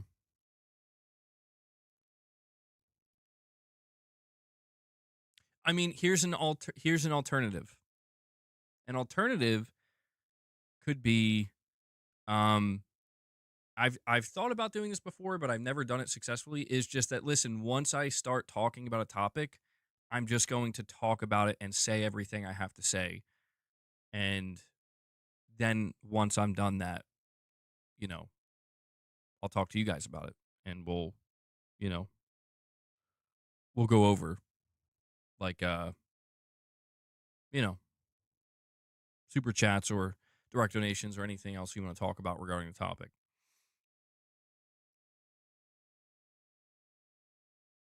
We'll see.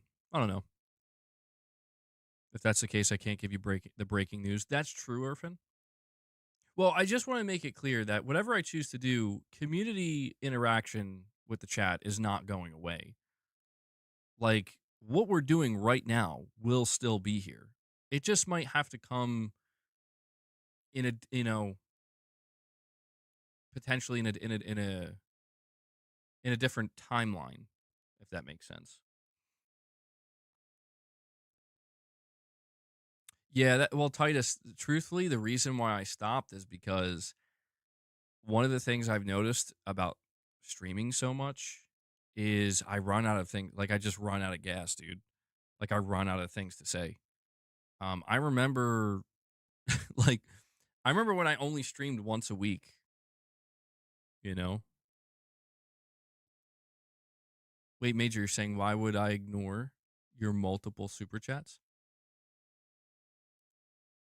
Xanarkin, what do you mean by that? Have you been super chatting, or are you referencing one of the last streams we did?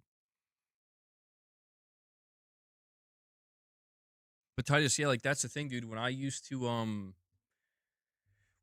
stream just once a week, I did basically ignore the chat for the overwhelming majority of it because I had so much I wanted to say, you know, and I would have to like push back super chats and push back community interaction because I'm like, I gotta say this, and I think people did like that as well. Um, but I appreciate that, Darth Mordor. It's always in flux, you know. Things are always changing. There's always different trends. Things that used to work don't work. Who said that? Yeah, I was asking Xanarkin. I'm trying to figure out if you super chatted at all during this stream. An alternative could be tampered down the Phil Spencer jokes and the dick jokes and distracting comments. Guilty myself. I can see why it pushed people away, especially if they're new. You sure though, man? You sure though, Michael? Because I feel like that's what people want these days, isn't it? I'm just kidding. I don't know. I don't know what people want. Hanzo, you're saying you've been here since the very first one, PXP 1. Damn.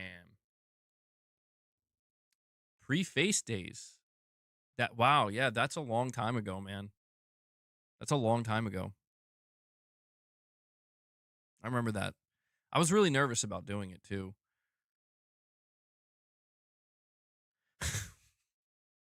Shems comes in. Yo, yo, yo, everybody. What's up, Shems? You definitely didn't miss anything. Definitely not.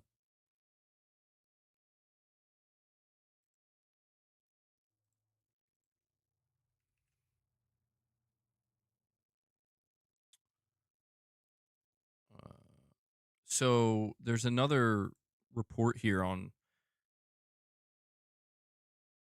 Wait. Okay, there's another report here on gaming leaks and rumors coming from Rebs Gaming. He says Grunt is reconfirming that a new Halo game, specifically the one being announced on Friday, is coming to PlayStation 5. But he did not find any evidence for Nintendo Switch version.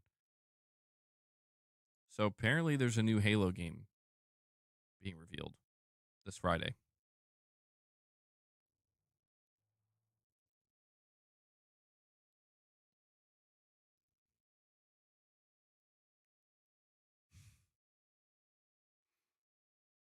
I've subbed and unsubbed a couple of times. That's totally normal. That's totally normal.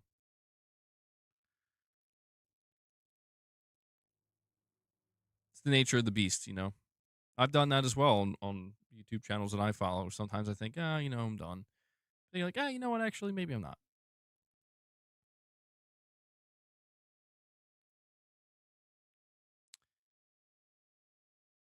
Does anyone trust Microsoft enough to buy into a Halo Live service again? Yeah, I don't know, man. They had big plans for Halo Infinite as a live service, and I don't think that worked out. I don't think that worked out at all. Um, but yeah, I think the big difference this time though is they'll be launching it on PS5. Like, I'm not trying to be that guy, but it's like that could be the difference maker. In that you have a much larger net to cast and the novelty of holy shit, Halo on PlayStation for the first time. So if you do that alongside, Steam and you have the Xbox player base, obviously, that are big Halo fans, the results could be different. They could be better. Certainly.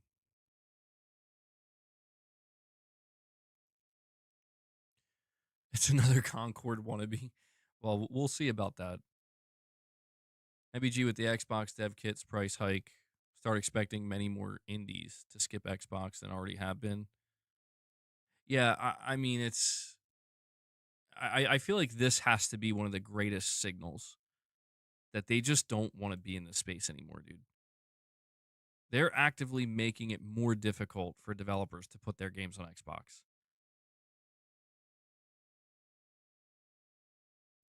You know? I um Xanarkind, yeah, buddy. I saw your message about super chats and I was asking you, like, did you send super chats during this stream? Because I don't have any from you. Or no, hold on. I have one super chat from you. One super chat that was posted at 1:21 p.m. You said Tom for Moore's Law is dead. Said it'll be play anywhere with powered by Xbox on TVs, phones, mini PCs, etc. So I did get that super chat, Xanarkin, but anything else, I don't think I've received, and I don't know if that's the only one you put through. Just one, not 50. Here, let me go on the channel activity, see what comes up.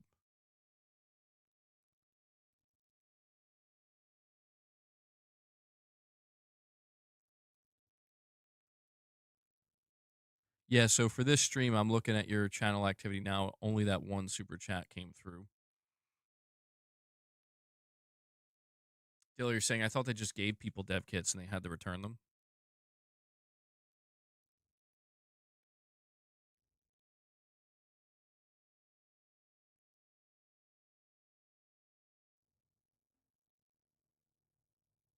Do I have any RBG or RGB lights? I said RBG.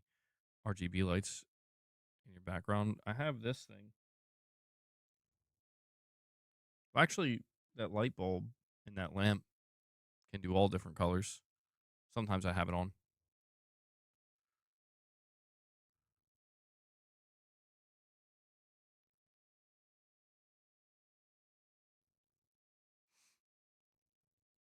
one positive note, Microsoft did realize or release and publish two decent games this week. So I saw that people were talking about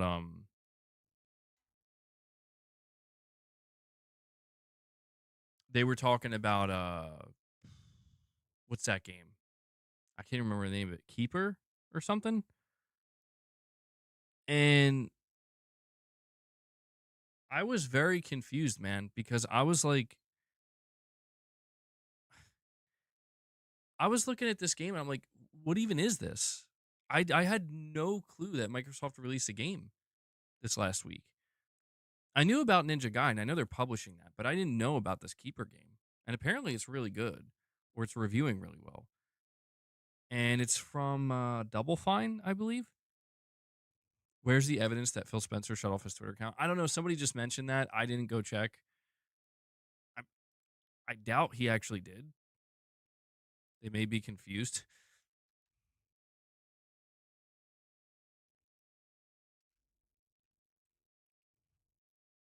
No, his account's still there, man. 1.1 million followers. So I don't know why somebody said excuse me.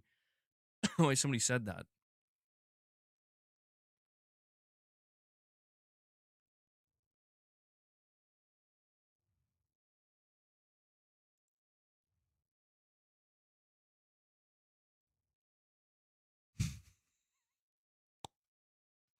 Dude, I'm sorry. Shinobi 602 says Xbox dev kits increasing in price 33% from $1,500 to $2,000. The top comment, next Windows Central article will be, quote, Sony paid for the secret exclusive deal to keep this game not coming to Xbox. Holy shit.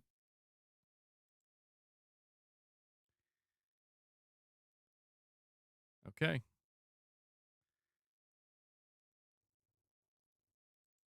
I don't think you would see Sony do something like that.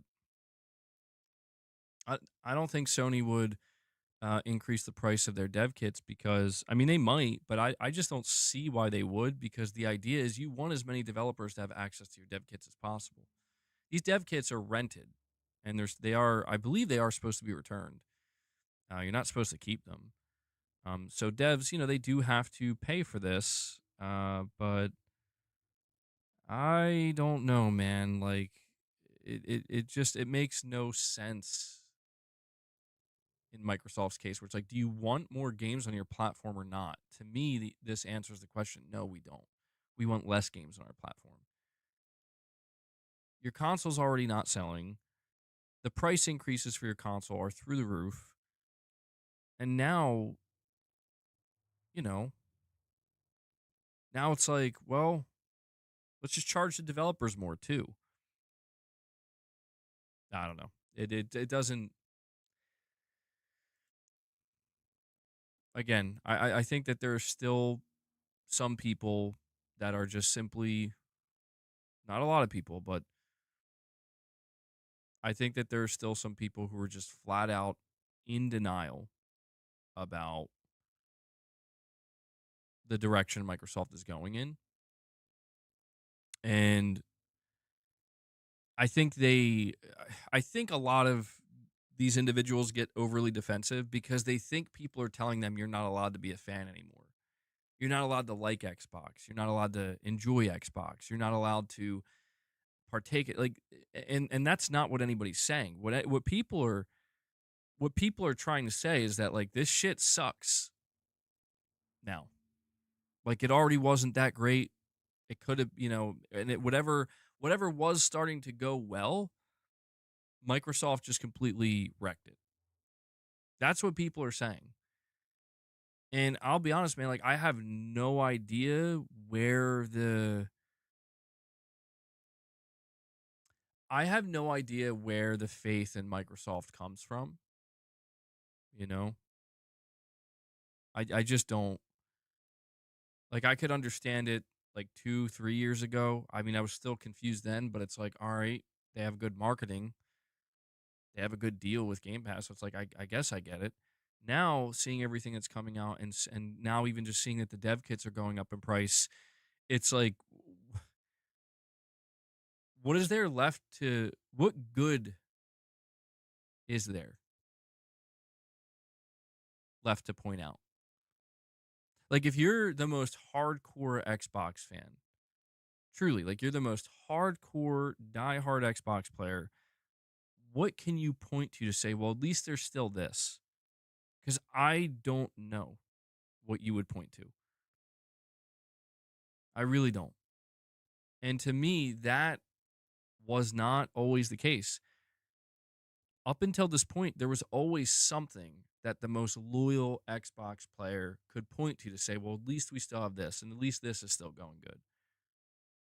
Microsoft has removed all of that. They removed it all.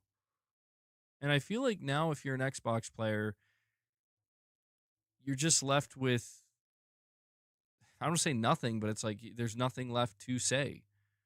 Where it's like, yeah, everything is just kind of uh, not great, not good at all. And again, I think there are some people who get defensive and they think that that means you can't still enjoy it. You're allowed to enjoy what you want to enjoy. Who cares, you know? But people are looking at this and they're like, this looks like it's a complete collapse in like slow motion. Irvin, you're saying someone at Microsoft is purposely killing Xbox. There's no way they think this is a valid strategy. At this point, Microsoft is deliberately killing Xbox. What's the end goal here? What's the upside for this? I think it's like one of these situations where, like, when a couple, when one person in a relationship decides they don't want to be with the other person, so they just they just become purposely unbearable, so that the other person will break up with them.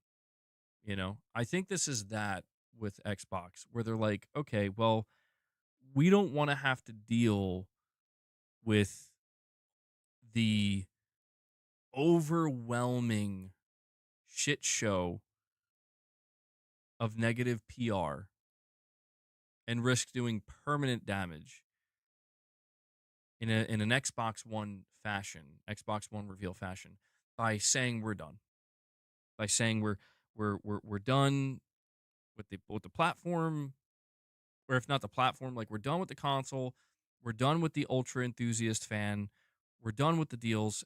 And that's the thing. A lot of the things that Microsoft has said recently pretty much are them saying that without going all the way. It's like Microsoft turning to their fans and being like, it would be like a boyfriend turning to his girlfriend and being like, I don't like you. I don't like your personality. I don't even really like the way you look. I don't like the sound of your voice. I think you're kind of dumb. Uh, and you're just not enough. But then not breaking up with them. Just being like, so, just figured you should know that. You know, that's basically what I see when I look at Microsoft and the way they're treating the fan base, where it's like, like, if you still want to stay with me, that's fine. Not gonna I'm not gonna say no, but I just thought you should know. Maybe that's a bit brutal, but yeah, and ending with, but I still love you. Honestly, I don't even think it's that anymore. I think Game Pass was the, but I still love you. Now they don't even have that. Now they don't even have that, man. Yeah, we were talking about that, Indie Reaper, about the price of the box, the development box going up. And we have Xanarkin. He says, no, MBG, I was talking about if you're pre-recorded videos, you might ignore super chats like mine, for example, when you post them at 11 a.m. You dig? I dig. I dig. Well, no. See, I was afraid of this. I might just have to put it in practice so you guys can see what I'm talking about. But Xanarkin, you remember how when you sent all those super chats, you were telling me, like, you'll let me know when you're done and I can read them all at one time when I'm ready? It would be the same. So, like, let's just say tomorrow I'm not doing this tomorrow, but just a hypothetical. Let's say tomorrow Press X Podcast, my review of Metal Gear Solid Delta. And I premiered it. You would be sitting there watching me for about 45 minutes, maybe an hour, giving my full extensive review of Metal Gear Solid. And you will still be in the chat like you are right now, talking with everybody. And if you wanted to, you could drop 50 super chats during my hour-long review. And then when I'm at the end of my review and I say, that's my review of Metal Gear Solid Delta, 10 out of 10, would play again, would recommend, right? Now we're moving on to the community chat. After that, I would then pop up on screen and be like, what's up, guys? I hope you enjoyed that. Let's go over the super chats now. And then I would read all your super chats. And it wouldn't be a separate video. It wouldn't be a separate stream. It would all be in the same stream. Again, I don't know if this properly explains it. It sounds really stupid on paper, but in practice, it would be actually not, it would not be as jarring, or you guys wouldn't notice that much of a difference, is what I'm trying to say. You wouldn't notice that much of a difference, ultimately. The people who would notice the biggest difference are the people who want to hear me talk about the topics and get all my thoughts out. That's the person who would see the biggest difference. My chat, not so much. But I don't know. I don't know if that's what I'm going to do.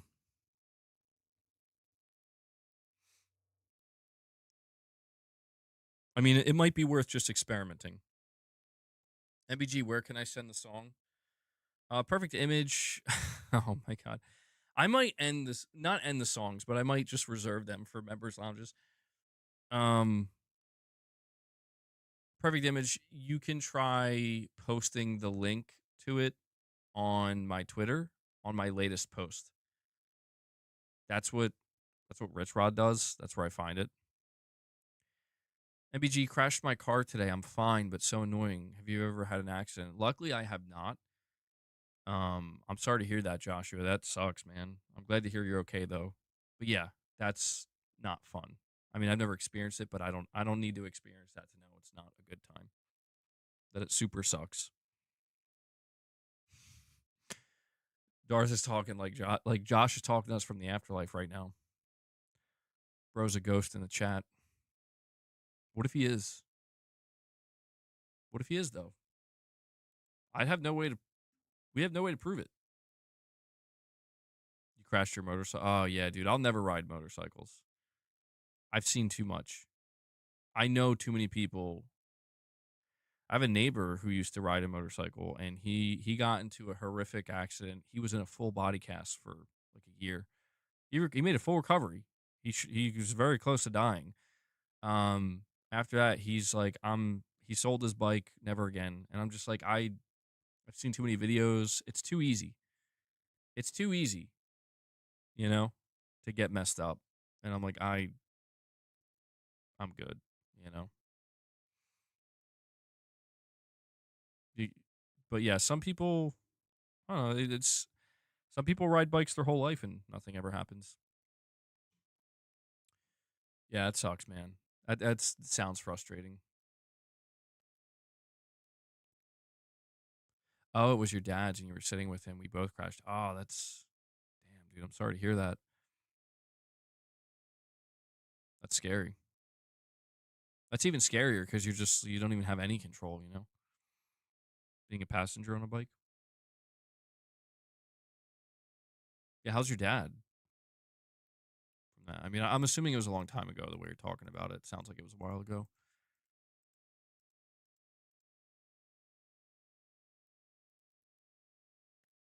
Damn, Ryan.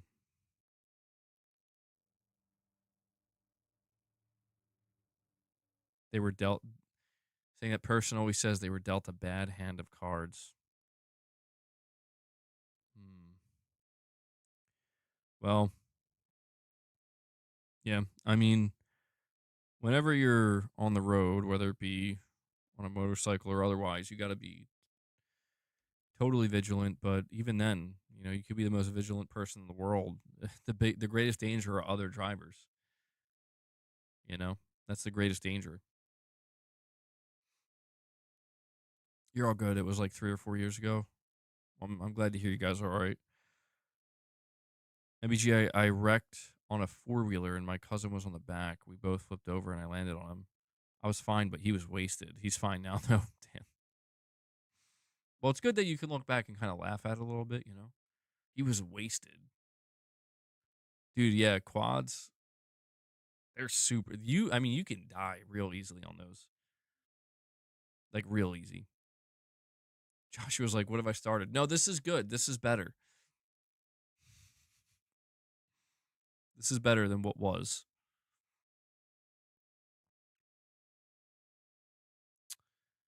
Um,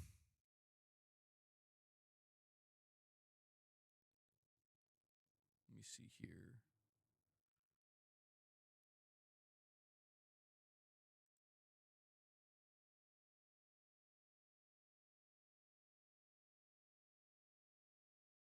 Huh. Okay. See another Call of Duty video. Man, they're trying everything. They're trying everything. Holy shit.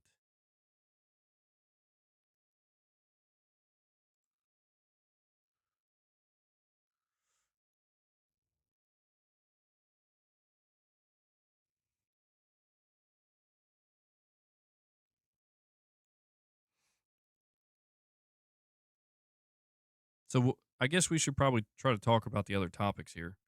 Um, I should at least go over what Shuhei Yoshida said.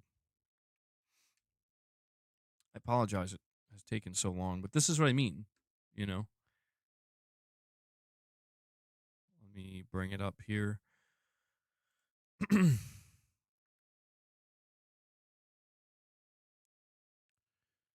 Hold on, guys. I'm trying to find the. I don't know why it disappeared. We're gonna talk about what Shuhei Yoshida had to say, though. He talked about the PS6 next gen and what he believes Sony should do. So, okay. It says here conversations about the next generation of console have already begun, with lots of rumors about the PS6 and its supposed arrival in 2027.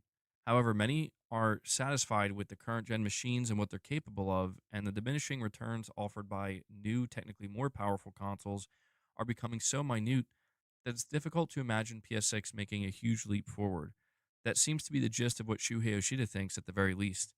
The former PlayStation executive who left the company earlier this year made an appearance on the Friends Per Second podcast, talking about his experience as a freelance consult for indie studios, as well as the future of the gaming landscape. While talking about PlayStation in particular, Yoshida says that Sony needs to do something other than simply pushing for more power in its next generation console.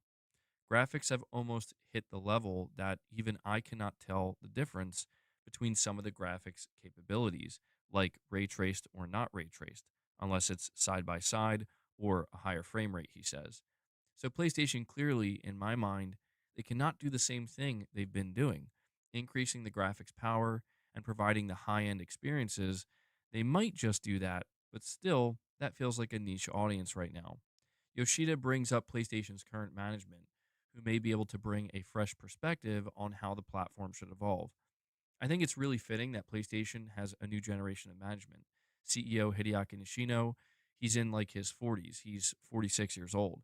So a much younger generation.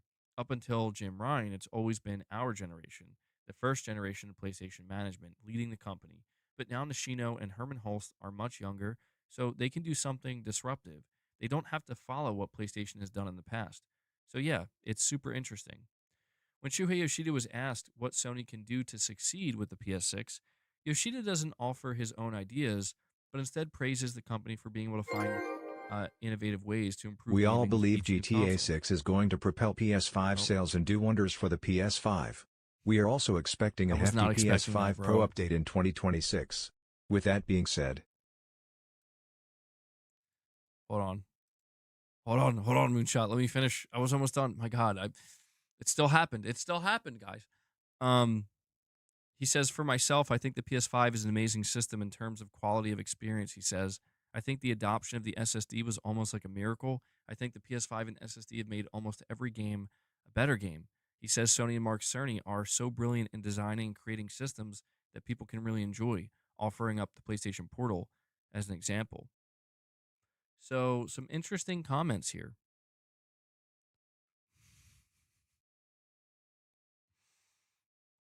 Interesting comments from Shuhei Yoshida. Now, I think Shu knows something we don't. Or actually, I think Shu knows exactly what we know.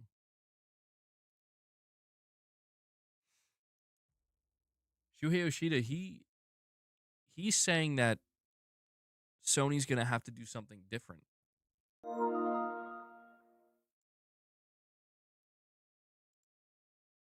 Oh, hold on. Xanarkin, you're saying 50 super chats. That's a lot, even for me. Anyway, remember I said I got one killed in my no kills playthrough? I figured it out. It was the Ocelot time paradox. That's awesome, Xanarkin. Bro, I don't know why that's so funny. Like it would be the most obvious one. Like, oh yeah, I totally forgot I just shot Ocelot in the head when he was unconscious to get the trophy, but just hit continue. That's awesome, dude. Yeah, yeah, Xanarkin, I expect another 50 super chats next stream, bro. I'm kidding, of course. Does my volume seem really low? It should be better now. Sorry about that. Um, Xanarkin, I appreciate the super chat, man. Yeah, guys, make sure you're hitting that like button. I haven't asked all stream. Um, I think Shuhei is probably, I think he's correct. I think Shuhei understands what a lot of us understand. Why in the world would PlayStation launch as the PS6 a year later? That literally makes zero sense. Let the PS5 cook and have a proper PS6, not this 2027 BS. Damn, Moonshot. And you said we all believe GTA 6 is going to propel PS5 sales and do wonders for the PS5. We're also expecting a hefty PS5 Pro update in 2026. You said, with that being said, why in the world would PlayStation launch the PS6 a year later? That literally makes zero sense. Let the PS5 cook and have a proper PS6, not this 2027 BS. I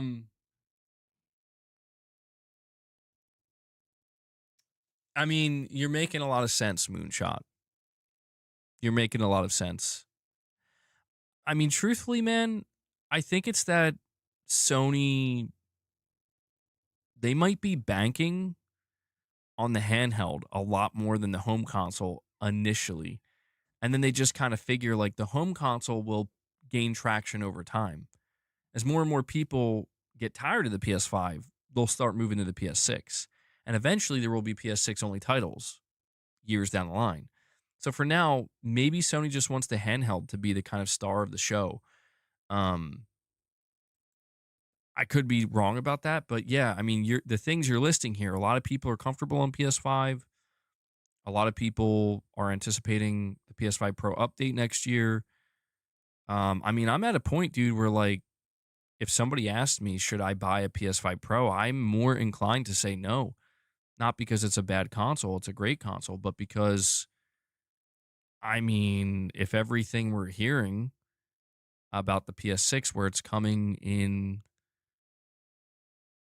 2027, it's like, yeah, you should probably just hang tight, truthfully, because anybody who buys a PS5 Pro sometime next year or in 2020, even, in 2027, like, they're going to feel probably burned at the idea of like, well, hold on. The PS6 is coming out though.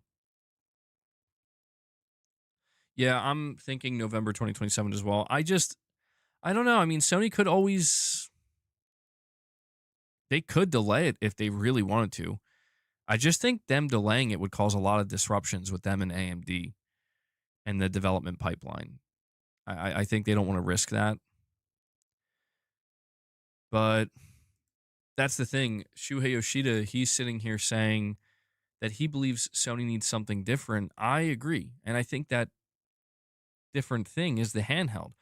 because I want to focus on one particular thing that said. He said, I cannot even tell the difference between some of the graphics capabilities. And then he goes on to say, so PlayStation clearly, in my mind, they can't do the same thing that they've been doing, increasing graphics power and providing that high end experience. He says that they might just do that, but still, that feels like a niche audience right now. So I think Shu is hitting the nail on the head here, where with the PS6, you're going to get a lot of loyal fans that are just going to upgrade because it's new hardware. You're also going to get people who want the cutting edge console technology from PlayStation as well. You're going to get those two groups of people. But beyond that, when he says that feels like a niche audience right now, I think that's his way of saying that he doesn't think a lot of people are going to move away from PS5. And I absolutely agree with that. So I think the new thing, doing something different, the big different thing that Sony's going to do, it's the handheld. I don't know if Shu knows that. I mean, Why would I buy he PS6 has if I'm getting contacts. a big PS5 Pro update a year before PS6? Cross-gen is going to be infinite and I'm not into handheld gaming. Well, I mean, yeah, Moonshot, you might be kind of screwed, bro. I'm not going to lie.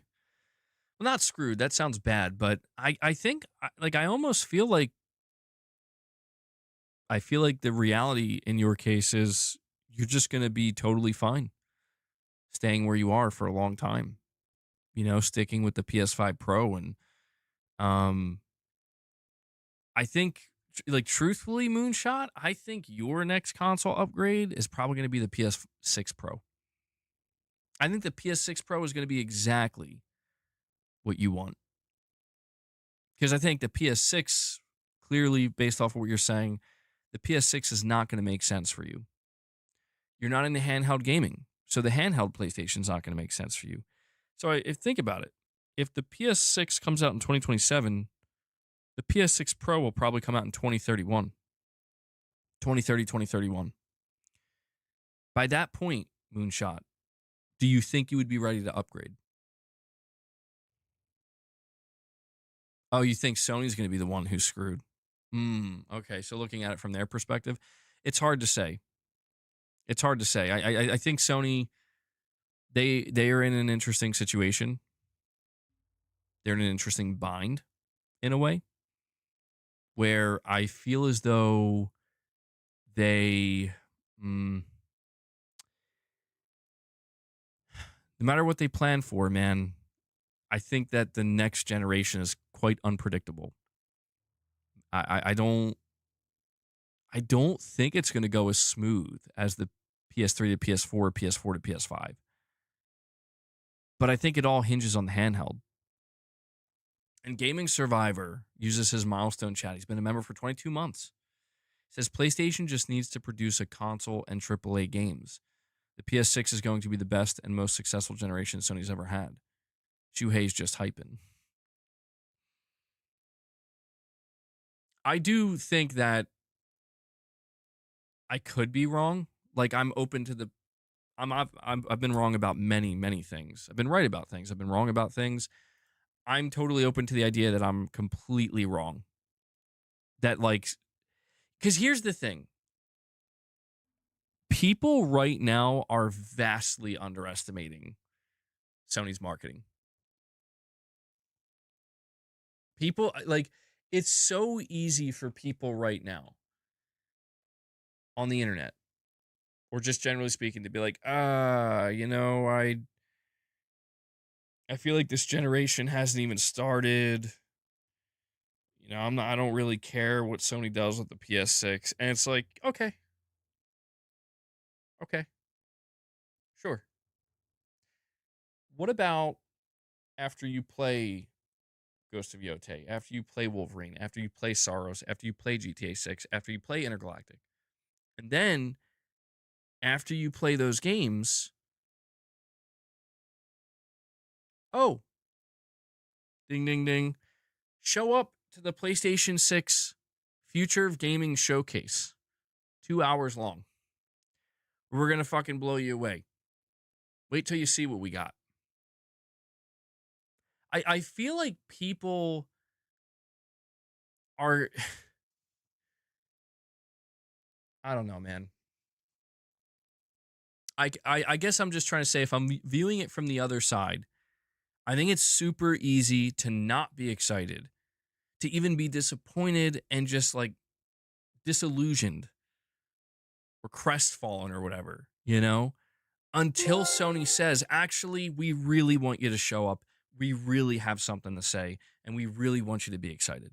And we're going to do everything we can to get you excited. Sony hasn't been doing that probably in the last year or two. They've been doing a lot and they've been doing exciting things, but they haven't really given off that energy. Like, they haven't given off the try hard energy.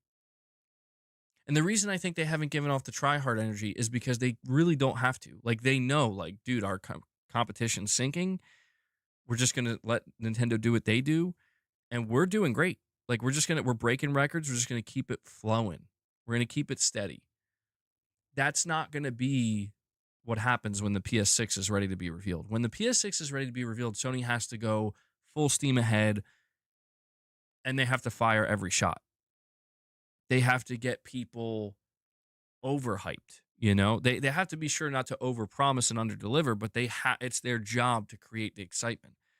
And I'm not saying they're going to win over everybody, but it's going to be a hell of a thing if by the time we get to, let's say, June 2027, Sony's ringing the bell saying it's time for the Future of Gaming Part 2 PlayStation 6 reveal event.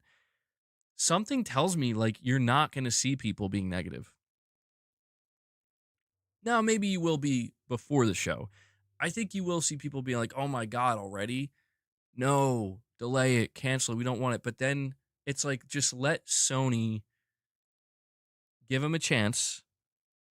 And something tells me hopefully, if Sony knows what they're doing, they're going to, like, people are going to walk out of that being like, you know what, though?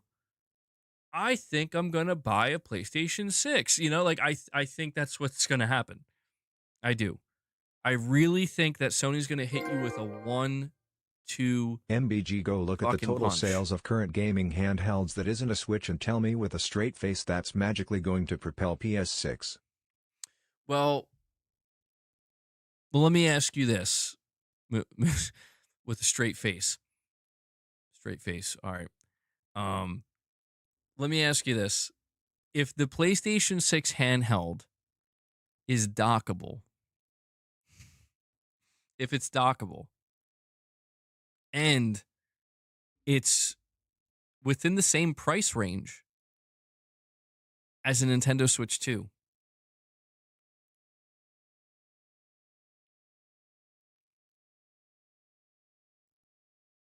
I mean,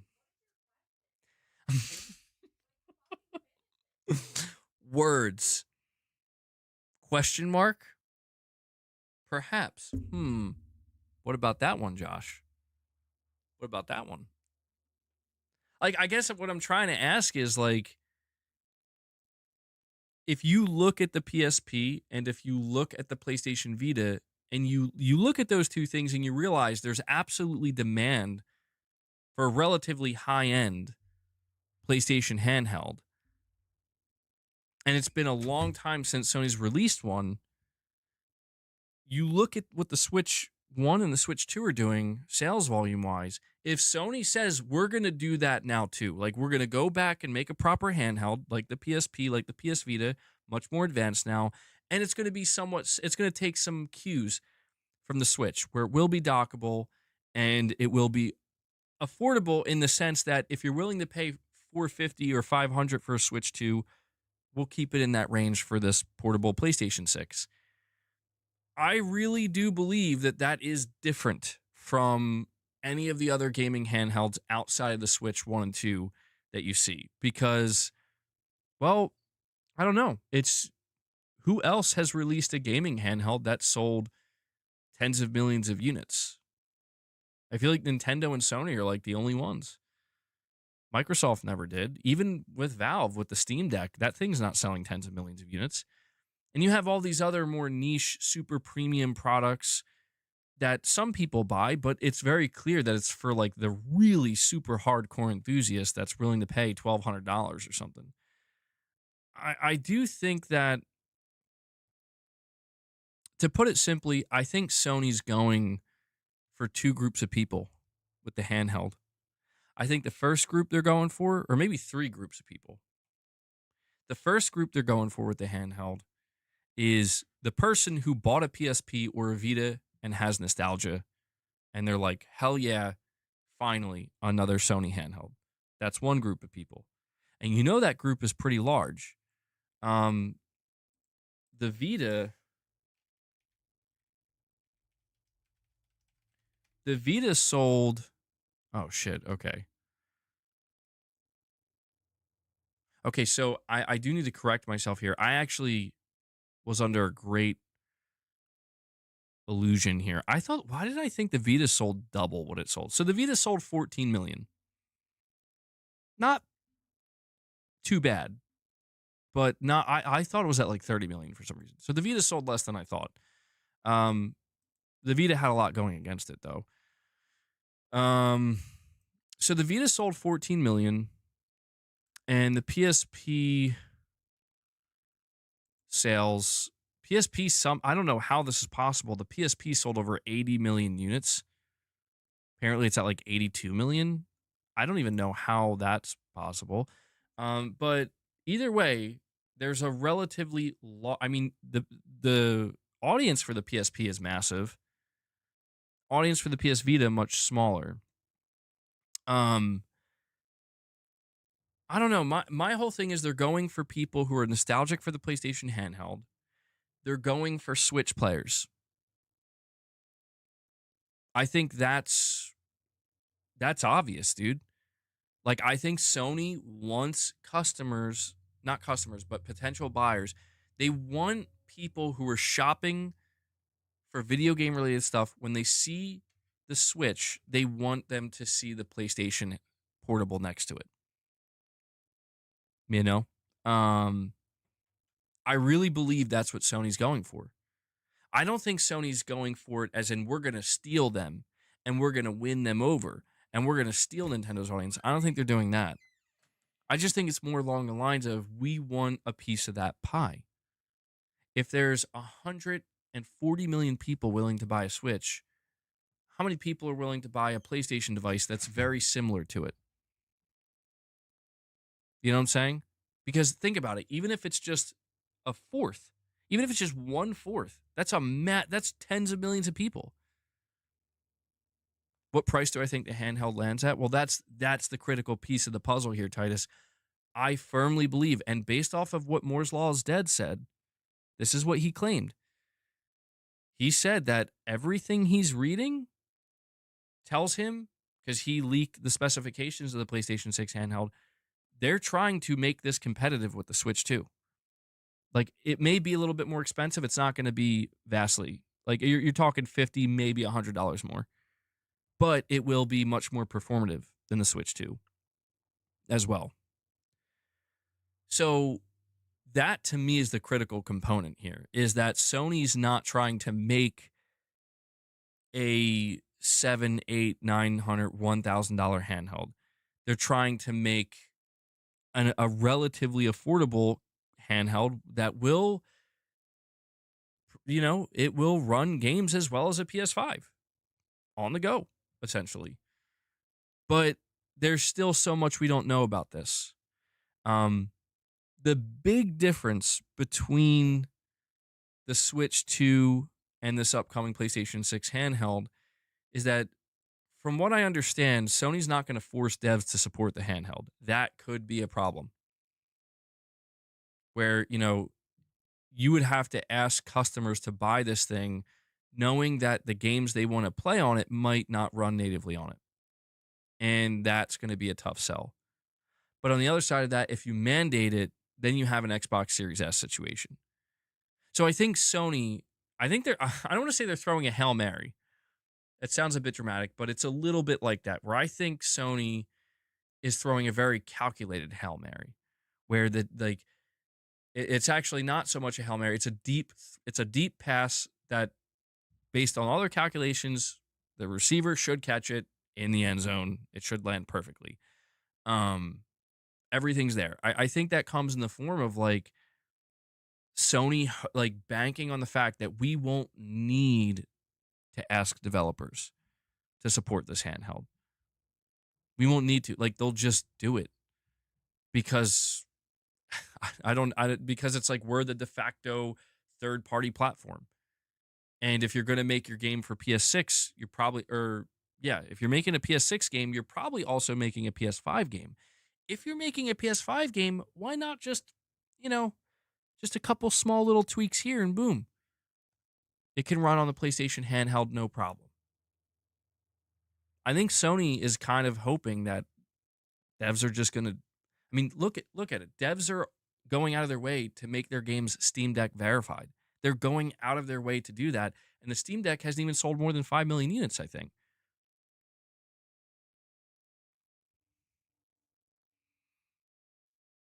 So, well, to be clear, Wes, what I mean is like devs aren't going to have to. So you're not. To be clear, this PlayStation 6 handheld, you're not going to see Sony Bend come out and be like, "Here's an Uncharted game for the PlayStation 6 handheld," and it's only on the PlayStation 6 handheld. You're not going to see that. What we're talking about here is, let's just say Sony Bend, they make like an Uncharted game. I don't think that's what they're working on, but just for shits and giggles, they make an Uncharted game, and they're like, yeah, it's also, it's PlayStation 6 handheld verified or something. So in other words, if you buy this game digitally, and it's on PS5 as well, it's cross gen, so it's on the PS6, it's on the PS5, and it's on the and it works on the PlayStation handheld natively. You know what I mean? I think it's just the idea of like, I buy this game, this new Uncharted game, and as long as I have a modern PlayStation device, 5, 6, portable, it plays. I think the only one that's going to be shit out of luck is the PS4, which makes complete, like, that's how it should be. I don't think they're going to call it PS6 handheld, but I think it will have PS6 with it. I think it might be the PS6 Portal or some shit. Or no, that's risky. PS6 Portable. There you go. They could just call it the PlayStation Portable. But I don't think they'll call it the PlayStation Portable 2. PS6P? Yeah, PS6, PS6P. I think they want to get the 6 in there. I do. I think that's the whole idea. I think the whole idea is Sony. Look, I would be shocked if I'm wrong about this. If I'm wrong about this, it means I miscalculated Sony's plans quite significantly. I don't think they want it to be a PS6, guys. Because I think Sony realizes, like, dude, you're not doing PS5 numbers with the PS6 home console. You're just not. It's just impossible. It's literally impossible for the simple fact that, dude, there are still millions of people on PS4. And the price of the PS5 still hasn't gone down. Which means the price of the unless Sony comes out and says, guess what? The PS6 is the same price as the PS5. Unless they do something crazy like that, which would be weird, because it's like, that wouldn't make any sense. But unless they do some crazy shit like that, I just think the reality is Sony, they're going to win over a lot of people, tens of millions of people with the PS6 home console. But they're not going to be able to break through those higher numbers as rapidly as they did with the PS4 and PS5. Times have changed. I'm telling you. I know this is going to be a crazy way to frame this, and it sounds shitty, but it's not. I assure you. It just sounds shitty the way I'm going to say it. Sony understands we have to take a step back. We've hit the wall. We will go cutting edge with the PS6. We will push the graphical fidelity. We will have the next gen. But we've hit the wall. Not just us. Everybody's hit the wall. We need to take a page out of Nintendo's book now. And that page is not only are you taking a step back, you're taking a step back and going back to portability. Sony, I'm certain that their plan is to, again, hit you with that 1-2 punch. That 1-2 punch is boom, PlayStation 6 home console. We got PlayStation 6 games, first party, third party. Look at how amazing these graphics look. You're blown away. Your face is melting. Okay? We got you. It's going to be millions of people being like, I don't know, man.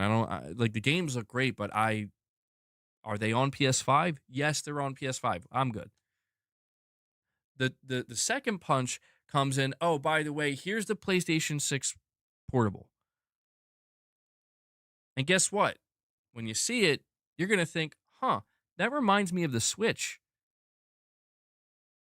or the Switch 2, except it's going to be more capable than the Switch 2. So the only question really is going to be, is it going to be as affordable? And if the answer is yes, it will be as affordable as the Switch 2, you're going to see a lot of people. I know I sound like a broken record, but it's because I'm so confident in this. I'm so confident in it. You're going to see so many people be like, the PS6 console can wait. I'm not interested in that. My PS5 is fantastic. My PS5 Pro is amazing. That PlayStation handheld, though, I'll take one of those. And then again, Sony's going to call it PS6 something. That's a PS6 sale. It will be dockable. You will be able to connect it to your TV. I don't know if you'll get a performance boost. Like, I don't know how Sony's going to do this, like if they're actually going to have a docking station or not, but you will be able to dock it. Even if it's just through USB-C, like with a cord or something, you will be able to dock it. And for a lot of people, like that's going to be their next gen experience. And what does that sound like? That sounds like a step back because it is. But it's a step back in a sense that, like, I'll put it to you this way. You know how you see people excited for the Switch 2, even though people are like, but it's not powerful. Like, it's who's excited at the idea of Cyberpunk running on the Switch 2? Like, bro, this game's been out for a long time. There's nothing new here. It's the idea that, like, but it's Nintendo's hybrid portable console, dude. You know? Like there's a certain novelty to that, where even though it is kind of a step back ultimately, where it feels like it's not moving forward, for Nintendo players, it feels like it's moving forward. For PlayStation players, the handheld, it won't feel like a step back. It'll feel like a comeback, if that makes sense. Where it's like, holy shit, dude, it's been so long since Sony did a proper handheld, a proper portable PlayStation console. And when you see games running on this thing, it's going to be like, yeah, here's Demon Souls running at 30 frames per second at 1080p on this PlayStation handheld with, maybe some level of upscaling going on. Looks pretty good.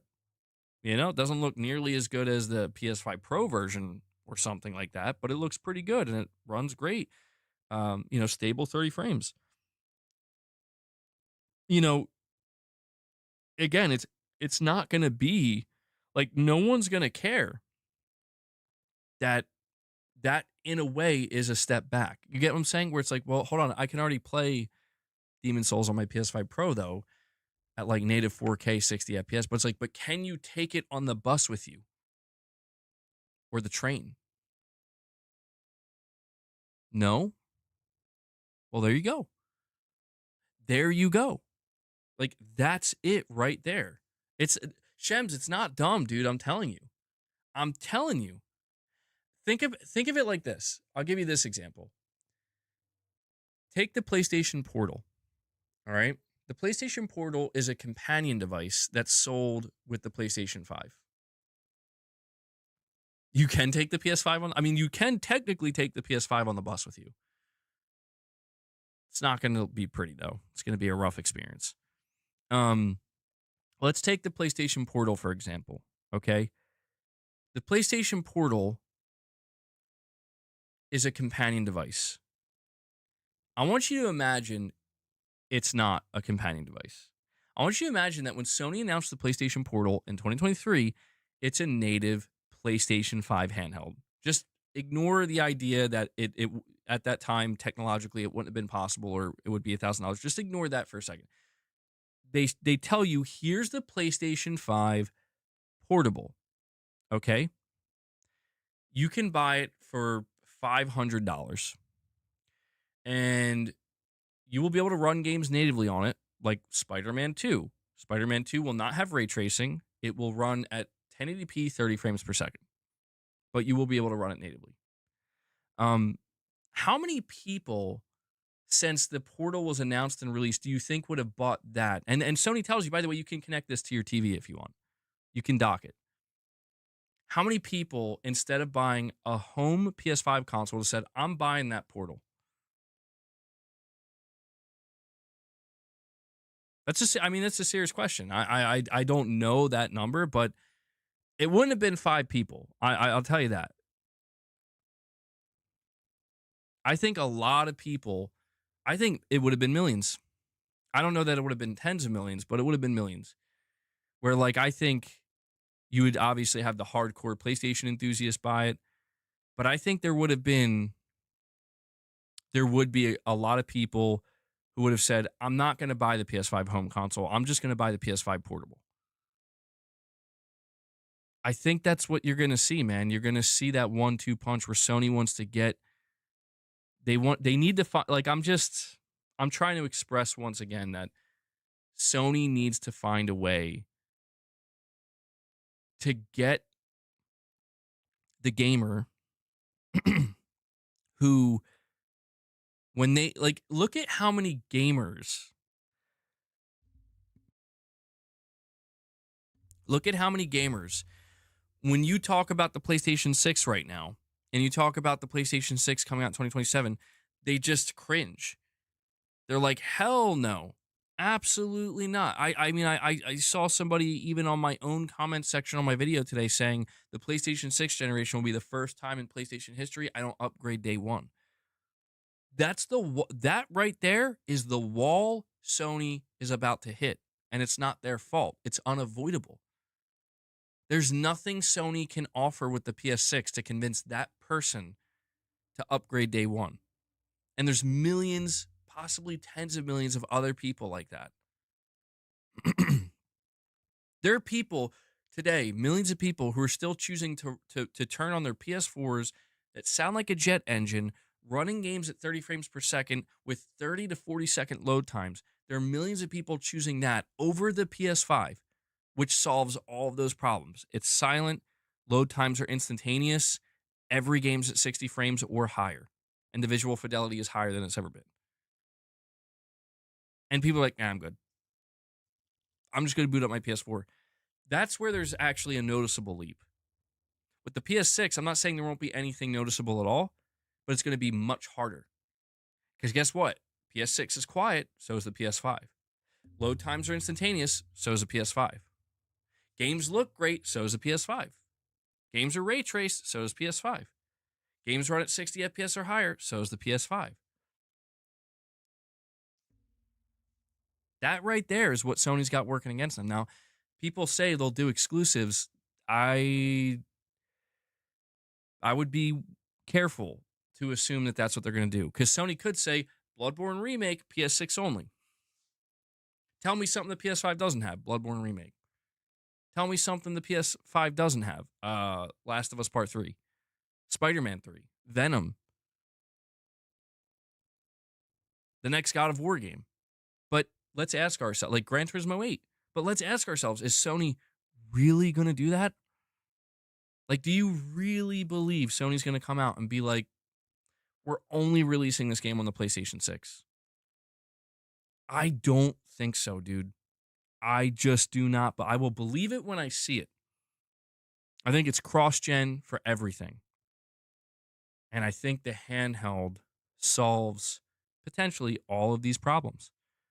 The handheld acts as that kind of beacon for all those tens of millions of players, where here's the big PlayStation 6 showcase, And after the showcase, you walk away saying, I don't need a PS6. Every game runs on the PS5. I don't need a PS6. It's doing all the things that my PS5 does, just a little bit better. I don't need a PS6 because there's no exclusives. But you know what I might need? That handheld. That handheld's looking pretty. It's looking pretty interesting. When's the last time Sony had a handheld? I could be totally wrong, and maybe I am.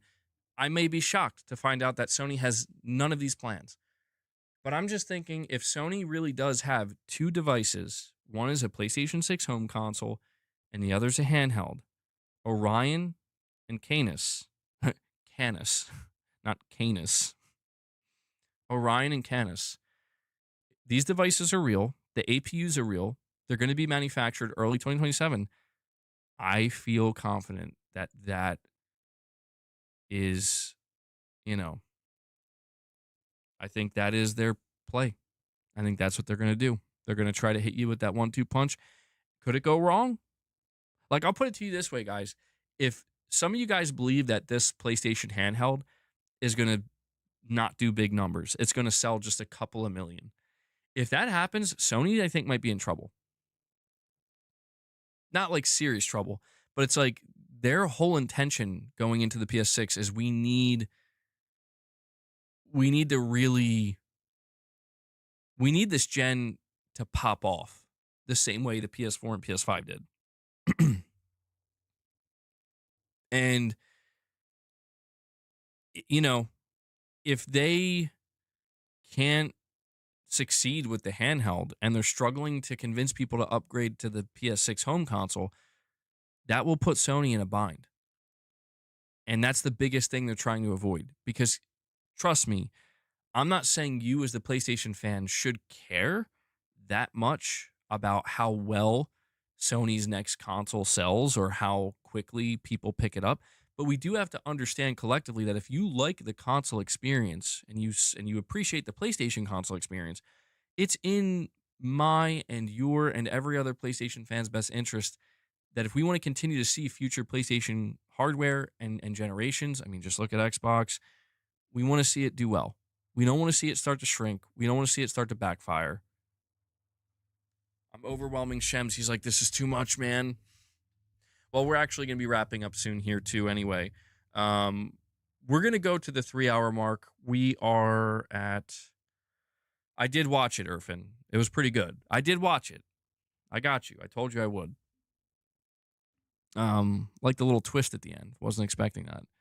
But for a short film, it was pretty good.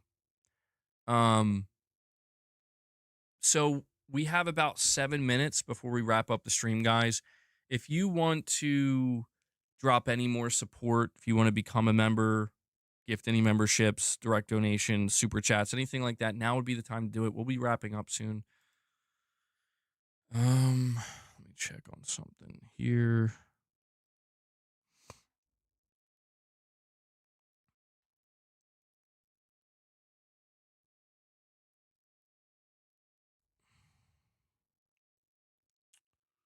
All right, let me get out of here.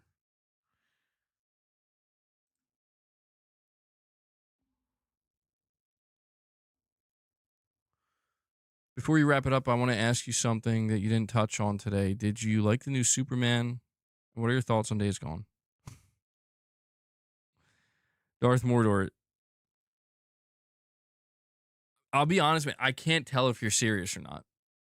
Like, I'm pretty sure you're not being serious because I literally spent the first like hour of the show talking about those two things. Okay. Sometimes I can't tell. It was the Superman one that gave it away. I do have Days Gone in the title, so maybe you came in late. That's funny, man. No Reeler, you're saying, did you see the videos I sent? I did not. I did not see it, No Reeler. I don't know where you sent them.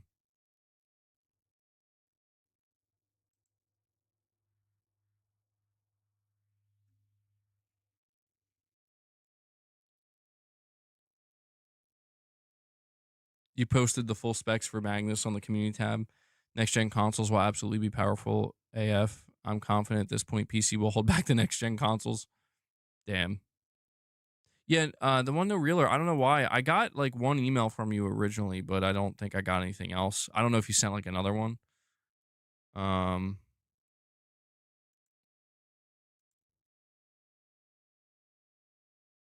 yeah, I don't know. My email's a wreck, dude. I'm not gonna lie. It's pretty unhinged over there.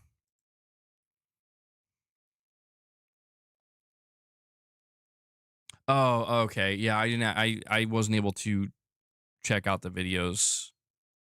I didn't. Yeah, my bad, dude. What were they?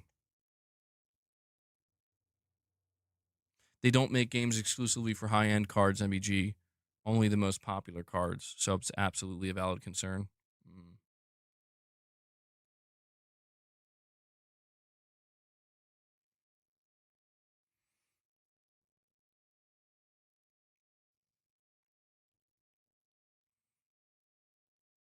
All right. Oh man, I feel very burnt out today. Not gonna lie. We have a figuratively literal with a super chat. He says one thing this handheld could potentially help with is their lack of viability in Japan. Handhelds are huge there. Hell, the Wii only sold 12 million there. Yeah, we were talking about that too. Um, Nintendo dominates the Japanese market, and that is through the handheld. It does seem like Sony is maybe, it seems like they're maybe trying to put some stock into winning some of that market back with this handheld. I think they could do it. Certainly. Take a nap, drink some coffee. First hour took it out of you? Yeah. I'm gonna be thinking about some stuff. Jin is playing Yote. I don't want to make like any drastic changes suddenly, but my whole thing is like I'm definitely, I just feel like I'm in a bit of a bind where it's like I do need fan funding. I rely on that. Um, but at the same time, like, the greatest fan funding comes through community interaction. But at the same time, like I feel like I sometimes lose complete control of what it is I'm trying to do here. And I don't really like to, I mean, of course, some people like what happened earlier, not Digital Dude, but that other person just completely stepping out of line and fucking everything up. Um, that doesn't happen that often, but it can get a little bit out of control, a little bit chaotic. And my whole thing is like, I have this desire to create. I know this sounds really stupid to say because it's like, well, duh, but you'd be surprised how easy it is to get away from that. Where like, I want to create a show that attracts more viewership in the sense that not necessarily entertainment because I could go in that direction, but just like I want to gather more like-minded people that are very interested in having these deeper discussions and more well thought out discussions about certain aspects in gaming. And yeah, sometimes I feel like with the nature of a live show, it can be very difficult to achieve that. So I'll think about some things. I'm not saying I'm changing anything drastically or anything like that, but like I said, I absolutely rely on, like, I can't just stop streaming. Like I on my channel it'd be over for me. I think a lot of you guys know that, but I do want to get to a better place with it where again, it's finding that balance. It's difficult. Don't let the inmates run the asylum. Make a list of rules, post it. If they break them, oh well. Don't act like kids, treat them like it. Yeah, I thought about that as well. That might be needed because of the nature of what we do here. Maybe I'm not strict enough, you know. Um, I do think one of the things that Digital Dude was pointing out that there is a certain layer of truth to it is he was saying that like if we were trashing Halo the whole time, it would be considered more acceptable. And I get that, but it's like, well, perhaps, but at the same time, I I don't know. I don't know if I agree with that because I feel like truthfully, it's like somebody could send me 10 super chats talking about anything, that's appropriate, that is, or in line with gaming. I really think it's the nature of the fact that today I basically gave up control of the stream by allowing the talk or the text to speech. I think that's what did it. Um, yeah, that was taking it too far with that one person, the Pliskin person or whatever. More violence.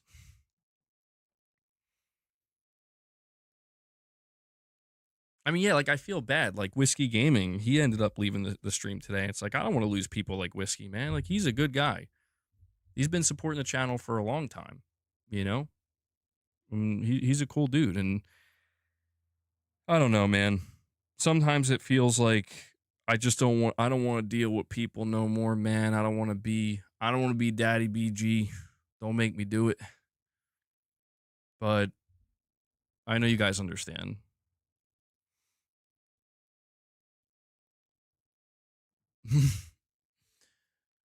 But well, maybe he was he was getting. He's like Irfan. I think he was like, you know what? Maybe I caused a little too much chaos.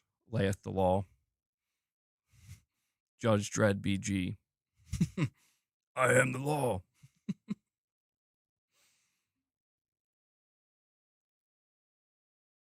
I need to set up a bat signal so when things go wrong, I can show up.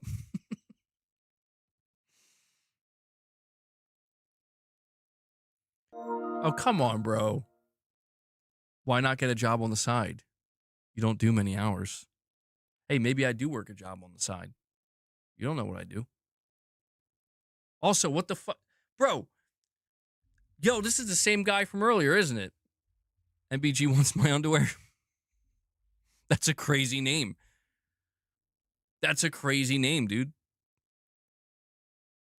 Actually, I don't know. Yeah, I'm gonna set up a job on the side. I'm gonna set up another stream, a second stream. You know what I should do? I should have two separate streams. I should, and I should lay down the rules clearly on both streams. Stream number 1, gaming podcast. We're only talking gaming. You get out of line, you're out. After that, chaos podcast, chaos stream. Don't come in here talking about normal shit. Chaos only. Oh yeah, that'll go great. Chaos only. Banned. Banned. It's not a matter of if, it's a matter of when. Physical trainer. I've thought about that before. Yeah. I'm just gonna become a bodybuilder. I'm gonna take copious amounts of steroids. Start entering shows. You know. Be my side gig. Side gig.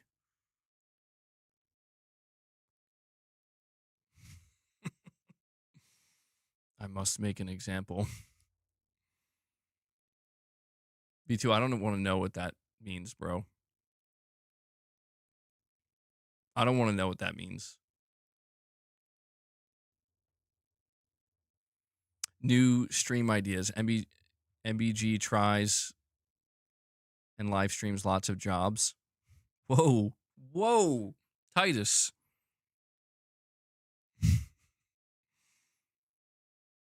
I'm not trying to go in that direction, man.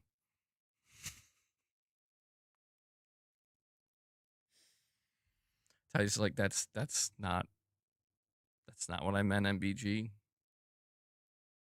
It's not what I meant. Peak content. Well, we'll see. We'll see. Maybe I'll change. I think I might look into a slight format change or maybe experiment. We could see how it goes. I don't know though, man. I don't want to make any I'm not going to like say anything definitively today. MBG wants my underwear says only just got here but used to be Cerny wants my yeah. Cerny wants my undies. Cerny wants yeah, okay. Well, now I guess Now it's my name there. That's quite unfortunate. Well, it's a good thing you just got here now. It's a good thing. It's like Dirty Jobs. But with it, yeah, that would go great. Let me tell you, that'd go real great. Let people call in on the stream. I'm sure it would go gloriously. I don't know, man.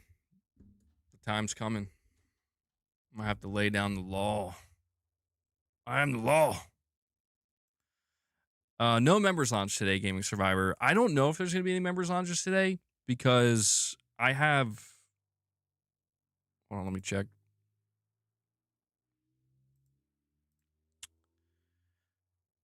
Oh, yeah. Okay, so the rest of this week and next week are gonna be fucking chaotic, man. Gonna be very busy. However,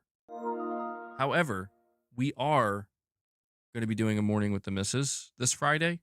So while I can't promise any members launches this week, we may be able to end up doing one, but we will be doing a morning with the missus. So there's at least that. MBG Wants My Underwear says, join ICE. They're making the big bucks. Thanks for the recommendation. I don't leave my house, but hell yeah. There we go. I'm gonna I'm good, man.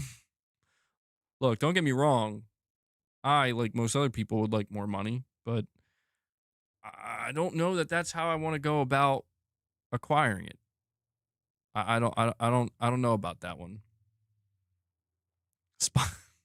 Been listening to them Spotify ads. Damn, dude. Well,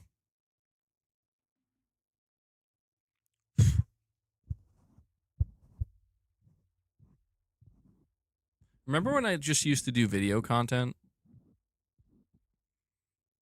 You guys remember that? Was anybody around for that, actually? There was a period of time where I just did video content and I didn't stream at all. Like, I never streamed on the channel.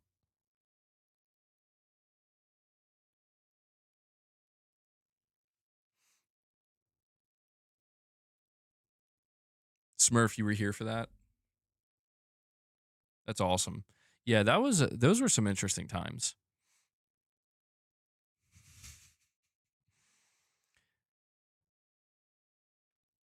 Titus, you were here too? Yeah, some of you guys have been around for a long, long time. I don't think I could go back to video only content. I don't think a lot of people would want me to do that. A lot of people have gotten too used to streaming. Can't blame them. You play Yote on Lethal? Goodness gracious. Having so much fun. I heard it's really difficult.